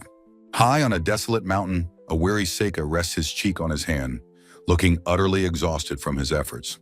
He and his familiar, Yuki, discuss the dragon's strange wariness, the reason for which was completely unexpected. The truth is revealed. A massive spotted dragon egg rests in a crude nest of branches and rocks. Seika observes the tough asbestos net that still holds the growling mother dragon captive. He deduces that the egg was laid in the last few days, during a period when the dragon was flying less frequently. This explains why it began attacking livestock a year ago, needing more sustenance than the land's magic could provide, despite being male. Standing atop the captured dragon, Seika reveals the shocking biological truth. The dragon had undergone a sex change. Yuki is completely baffled by this revelation, demanding to know how such a thing is possible. In a small lecture, Yuki explains that some fish can change their sex based on their environment. The key condition for this transformation, Yuki theorizes, is the prolonged absence of the opposite sex, which applies here. It also notes that the sex of many land beasts is fluid, often determined by the temperature during incubation. Seika adds his own knowledge, stating that parthenogenesis, or sexual reproduction, is not particularly rare in the animal kingdom. Yuki thoughtfully agrees, citing examples of all female snake and lizard species that can lay eggs without a male. Despite the biological explanation, Seika worries that the Empire will not allow a dangerous young dragon to roam free, leaving Astria's problem unsolved. Meanwhile, the prince and Riz discuss their own grim situation, concluding that subjugating the mercenary group is impossible, making their own plan the most reasonable path. Back at the nest, Seika contemplates the massive egg, pondering the complex political and biological dilemma before him. He makes a sudden, unorthodox decision, announcing to a shocked Yuki that he will incubate the egg himself. Without hesitation, he begins the arduous task of rolling the giant egg, believing it's a necessary step for its survival. He explains that, like a bird's egg, it must be turned periodically to prevent the developing embryo from sticking to the shell and dying. He points to nearby heat-fractured stones as proof that the dragon has been warming them to maintain the egg's temperature. This method, he concludes with confidence, is how a dragon incubates its egg, much to Yuki's exasperation. Throughout his efforts, the captive mother dragon watches his every move with its intelligent, reptilian eye. The asbestos net suddenly begins to fade, and Seika calmly reassures a panicked Yuki that he no longer senses any hostility from the great beast. With a powerful flap of its wings, the freed dragon takes flight, and Seika senses it has silently entrusted the precious egg to his care. The events of the day have led Seika to this quiet vigil, sitting cross-legged beside the enormous egg. He recounts that after flying away, the great dragon hunted a monster and then returned to the nest to sleep. While the exhausted dragon slumbered, Seika meticulously looked after the egg, understanding the toll that losing a partner and rearing a child had taken. He realizes, however, that he cannot remain on the mountain forever and must return to the city. Cupping his hands to his mouth, he shouts to the sleeping dragon, announcing that he is going back. The massive dragon stirs from its slumber, looking down at him and letting out a dismissive snort of air. Its enormous head then slides down to meet him, blowing a gentle puff of air that sends his hair flying. Seika asks what it wants, while a curious Yuki wonders if the dragon is offering him a ride. Back in the city, Aoife walks with another woman towards a waiting carriage on a paved road. Prince Cecilio emerges from a grand building and greets Aoife warmly, welcoming her back and commending Reese for her work. He tells a hesitant Aoife that he was waiting for her and ushers her inside the building. With a cheerful expression, the prince leads her through a grand doorway, his intentions unclear. Inside a lavish hall, he formally introduces his party, including a nervous Aoife, to the portly nobleman, Lord Grood. Lord Grood looks Aoife over with a greedy, lecherous smile, remarking that she is quite a catch. The prince presents a document confirming Aoife's magical abilities and the substantial payment he has prepared. He asks his aide Cartes to professionally appraise the value and confirm if the price is appropriate. Cartes examines the document, recognizing it as a valid proof of value with the proper date, seal, and Aoife's name. A heavy sack of coins is unceremoniously dropped onto the desk, the sound echoing in the hall. An aide confirms that the liberation tax has been paid, much to Aoife's utter confusion. Aoife stammers, asking what is going on, completely bewildered by the sudden turn of events. Seika's voiceover calmly explains that this is the formal procedure to grant her freedom. In the hall, the prince echoes this sentiment, preparing to make his official announcement to Aoife. He declares that from this day forward, she will be a free person, her eyes widening in shock. He explains the system for freeing slaves and states with confidence that he will pay for everything himself. Aoife protests that this is impossible, as he cannot free her without Seika's explicit approval. The prince confidently states Seika will approve, as refusing such a generous compensation would be uncouth. Aoife refuses, but the prince insists he cannot leave her in the care of a master as dangerous as Seika. He takes her hands, declaring he wants her to live a free life, and that joining his harem is her choice. Aoife asks if being freed means she can return to the academy, but the prince explains the complex legal requirements and need for a guardian. She realizes with crushing disappointment that, as she expected, she won't be able to return to her friends at the academy. Her mind drifts to Seika's words, noting that he seemed willing to free her without much care for her future. She recalls him saying that everyone must find their own path and offering to start the procedure to free her. With quiet resolve, she refuses the prince's offer, stating that she does not want that kind of life. The prince's aide notes that the paperwork is ready but useless without Aoife's willing signature. Lord Grood cynically remarks that it's common for slaves to act against their own best interest to protect their hearts. He advises the prince to force her, claiming that improving her situation, even against her will, is for her own good. The doors to the room swing open, and the prince's aide turns in surprise at the sudden intrusion. As Seika's hand reaches out, Aoife desperately grabs the aide's arm, pleading with him to stop. Rise's voice booms through the hall, forbidding anyone from using magic in her presence. She warns that if Aoife were to use her power, the consequences would affect more than just her. Riz declares with absolute authority that no one can do anything within the confines of her sanctuary. In a desperate, decisive act, Aoife slices Riz's thumb, declaring that a blood print will suffice as a signature. With tears in her eyes, Aoife apologizes to Riz, her face a mask of pained resolve. She insists this drastic measure is for the good of their country and for Riz's own sake. Riz's mind screams in denial, flashing with images of the people and the life she protects. She sees her friends, her charges, and cannot bring herself to accept this forced, terrible outcome. Her panicked thoughts fixate on the one person who can change this desperate situation: Seika. She focuses her will, her thoughts calling out his name with a desperate, silent hope. A sudden, powerful gust of wind blasts through the room, scattering the crucial documents into the air. Seika's calm, powerful presence is felt as the chaos erupts around them. Aoife's mind whirls with conflicting emotions. She had thought this moment wouldn't happen, but she had desperately wanted to believe. The wall shatters, revealing Seika perched atop a dragon's head. Aoife knows, for a fact, that he has come to save her. She looks at the massive, intelligent eye of the great dragon, her gaze filled with absolute certainty. Her face is a picture of pure, tear-filled joy and relief, her faith in him completely validated. The prince and his guards can only stare in stunned silence as Seika enters the ruined room. Seika casually apologizes for barging in, explaining with remarkable simplicity that he has befriended the dragon. He asks for a fire mage to help him, having figured out the root of their problem. The prince's aide points out that Aoife is a powerful and controlled fire mage, the perfect candidate. Seika smiles gently, extending his hand towards Aoife and calling her name, inviting her to join him. Riz cries out in desperation, her voice filled with fear as she pleads with Aoife not to go. Aoife understands Riz's concern for her as one of her people, but her mind is already made up.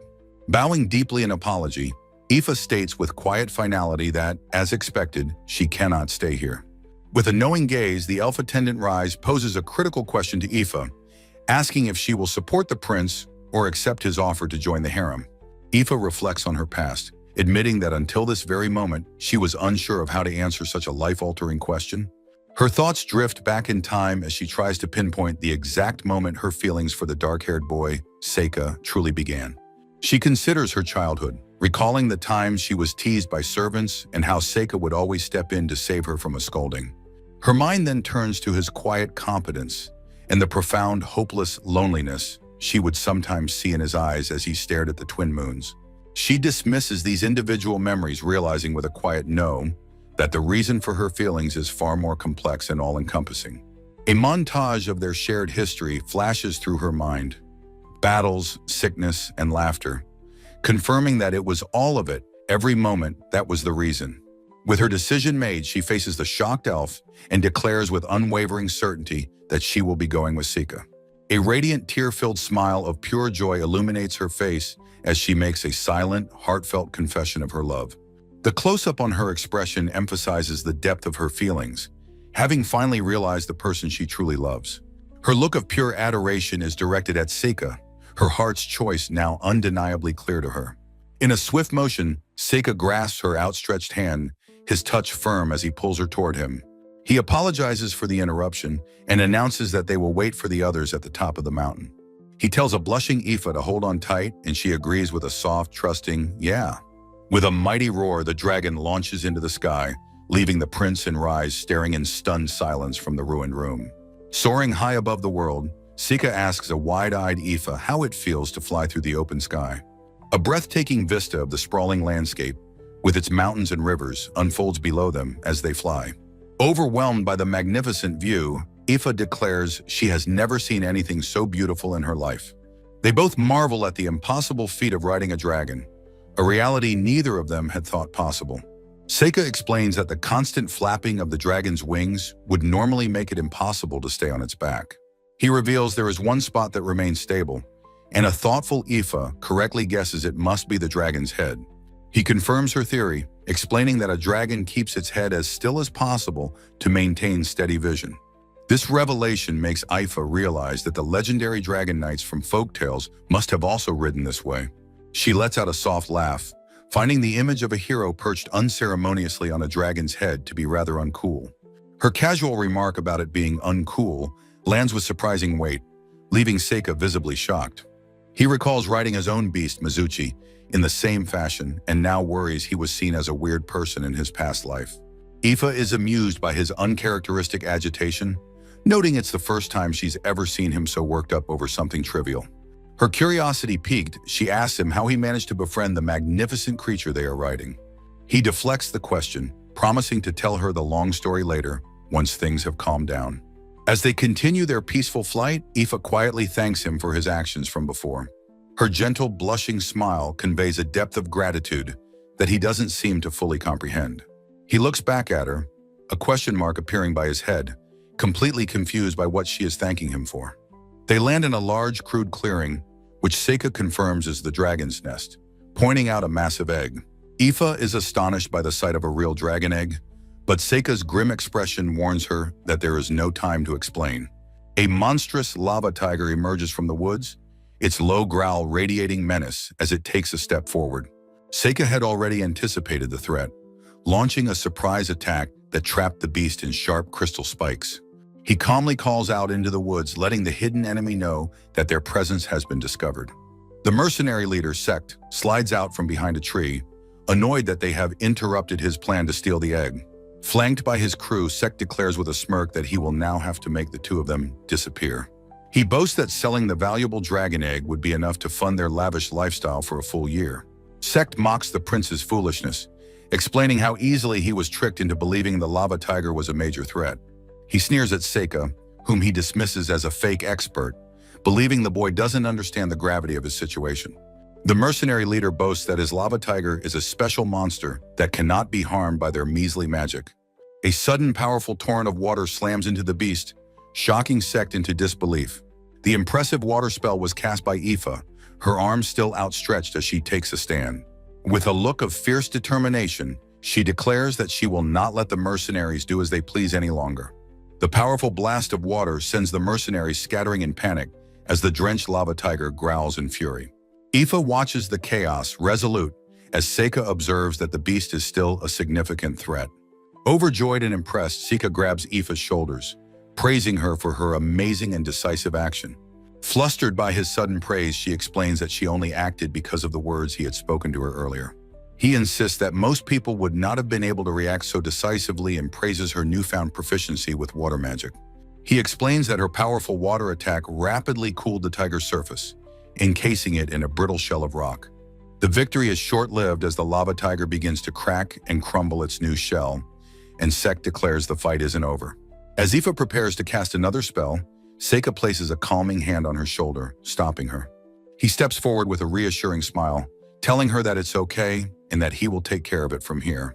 He casts a fire net, which Sect mocks, but Seika clarifies that his goal isn't to capture the beast.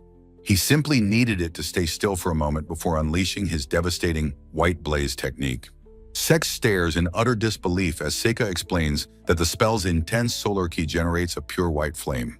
Seika smirks, noting that the heat was so extreme that it didn't even leave charcoal behind, only nothingness. The terrified mercenaries realize they cannot win against such power and turn to flee for their lives.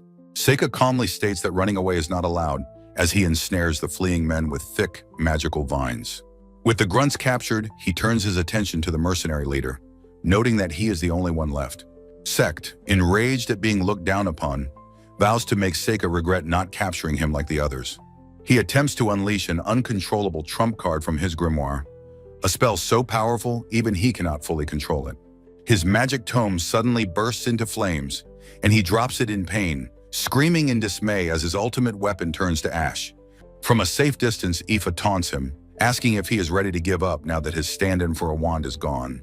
The mercenary leader collapses to his knees, his mind shattered, and begins to laugh hysterically as Seika concludes he is completely broken. After the battle, Aoife asks if she performed her duties well, and Seika praises her for preventing a greater disaster. She closes her eyes and basks in his praise, a serene and contented smile spreading across her face. Seika, however, quietly admits to himself that he was a bit disappointed he didn't get to see the mercenaries' failed trump card. Later, in a grand courtyard, a massive dragon rests peacefully as the prince and his retinue look on in confusion. The prince is still trying to process the day's events, wonders aloud what is happening. His aide explains that the mercenaries were nothing more than con artists and poachers who planned to steal the egg. Seika confirms that the dragon is rearing its child, pointing to the massive egg, a fact that leaves the prince speechless. He states with absolute certainty that this is the only logical conclusion and the one he will submit in his official report. The prince questions how the dragon could possibly accept Seika's presence, a feat impossible even with a common beast. Seika begins a lecture on the phenomenon of cooperative breeding, citing examples from various animal species. He reveals that historical records from 150 years ago confirm that dragons also exhibit this communal caregiving behavior. An illustration depicts two ancient dragons watching over a single egg, reinforcing his point about their communal nature. The prince remains skeptical, wondering why a dragon would accept help from an entirely different species. Seika cleverly connects his scientific theory to the local legend of a queen successfully hatching a dragon egg. He then delivers a startling revelation. For this dragon, the roles have been reversed for some time. The prince is shocked as Seika explains that the dragon views the humans of the city and their children as its own family. Rez recalls that historical records show this very dragon has even fought alongside humans in the past. Seika challenges the prince, asking why he thinks the dragon has watched over the city for so long without ever attacking. He makes his final, powerful declaration. For centuries, Astria's dragon has been helping humans raise their young. He implores the prince to return the favor, arguing that the dragon's acceptance of his help is proof that it remembers the ancient debt. He calls for the people of Proto-Asta to once again become the dragon's family, fulfilling their historical role.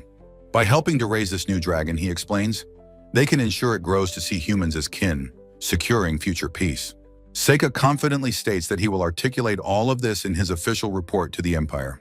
The prince, however, is consumed by political anxiety, insisting that such an idealistic plan will not work. He argues that his explanation, lacking solid proof, will never convince the hardened members of the empire's parliament. Seika offers to write his report in a way that will make it easy to persuade them, leaving the political maneuvering to the prince. The prince laments that he is powerless against the ravenous old dogs in the parliament who are never satisfied. Desperate and lacking confidence, he asks Seika if he will cooperate in subjugating the dragon instead. Seika is utterly baffled by this sudden and completely illogical request, his face a mask of confusion. Aoife is horrified that the prince would suggest using poison after hearing Seika's heartfelt speech about their shared history. The prince insists that as a ruler, he must achieve results, and he asks Seika for his cooperation one last time.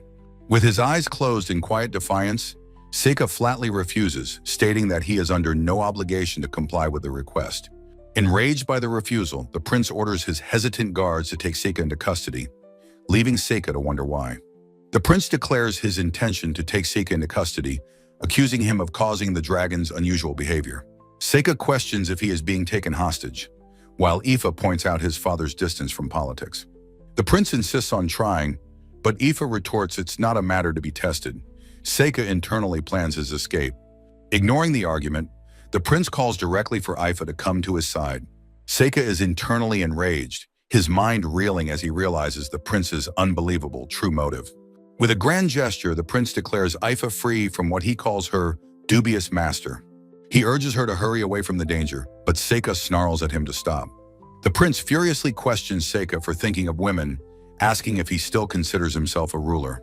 Continuing his tirade, he asks if Seika feels any shame, certain his only goal was to have Aoife.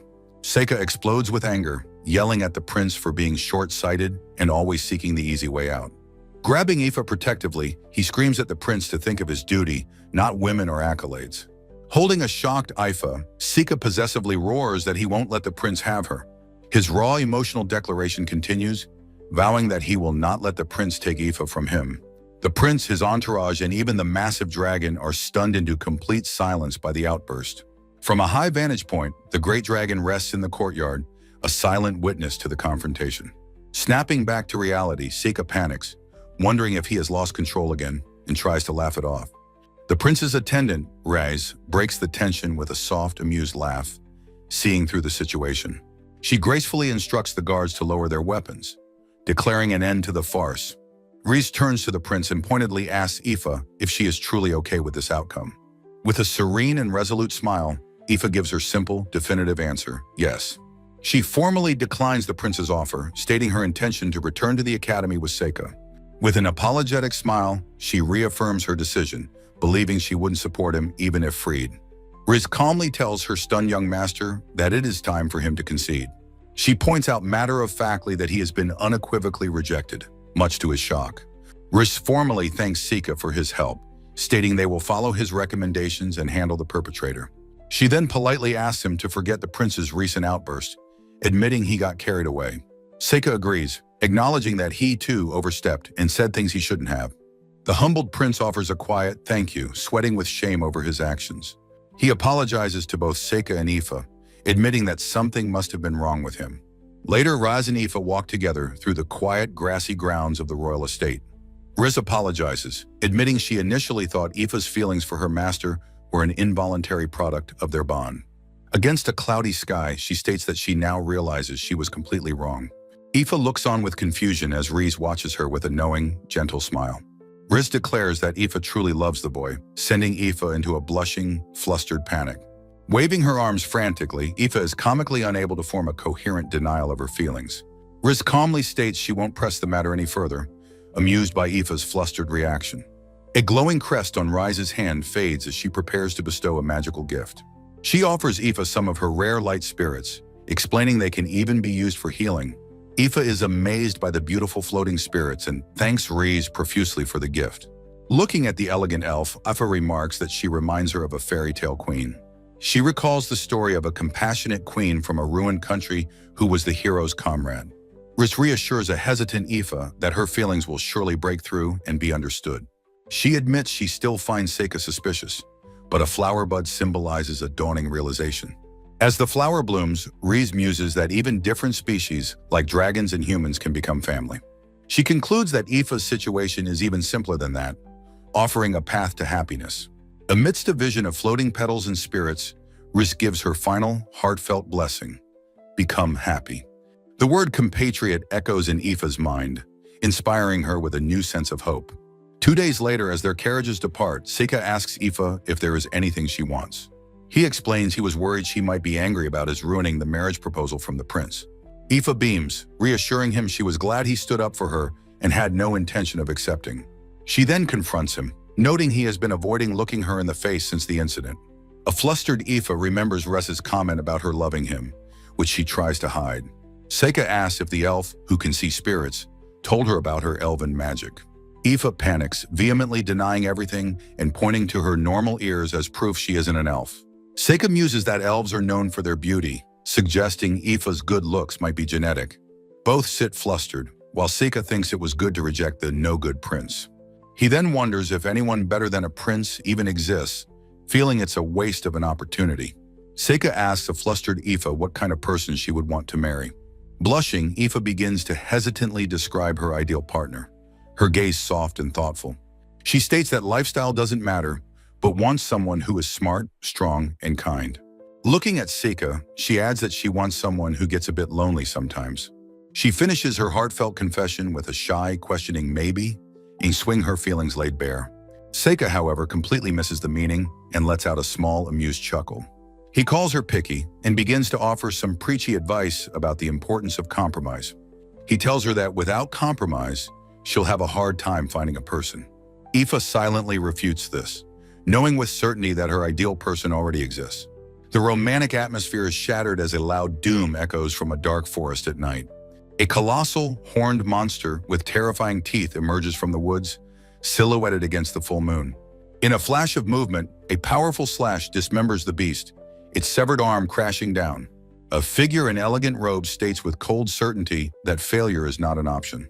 Standing with a hulking demon over a defeated girl, he declares their singular, ominous mission to defeat the hero.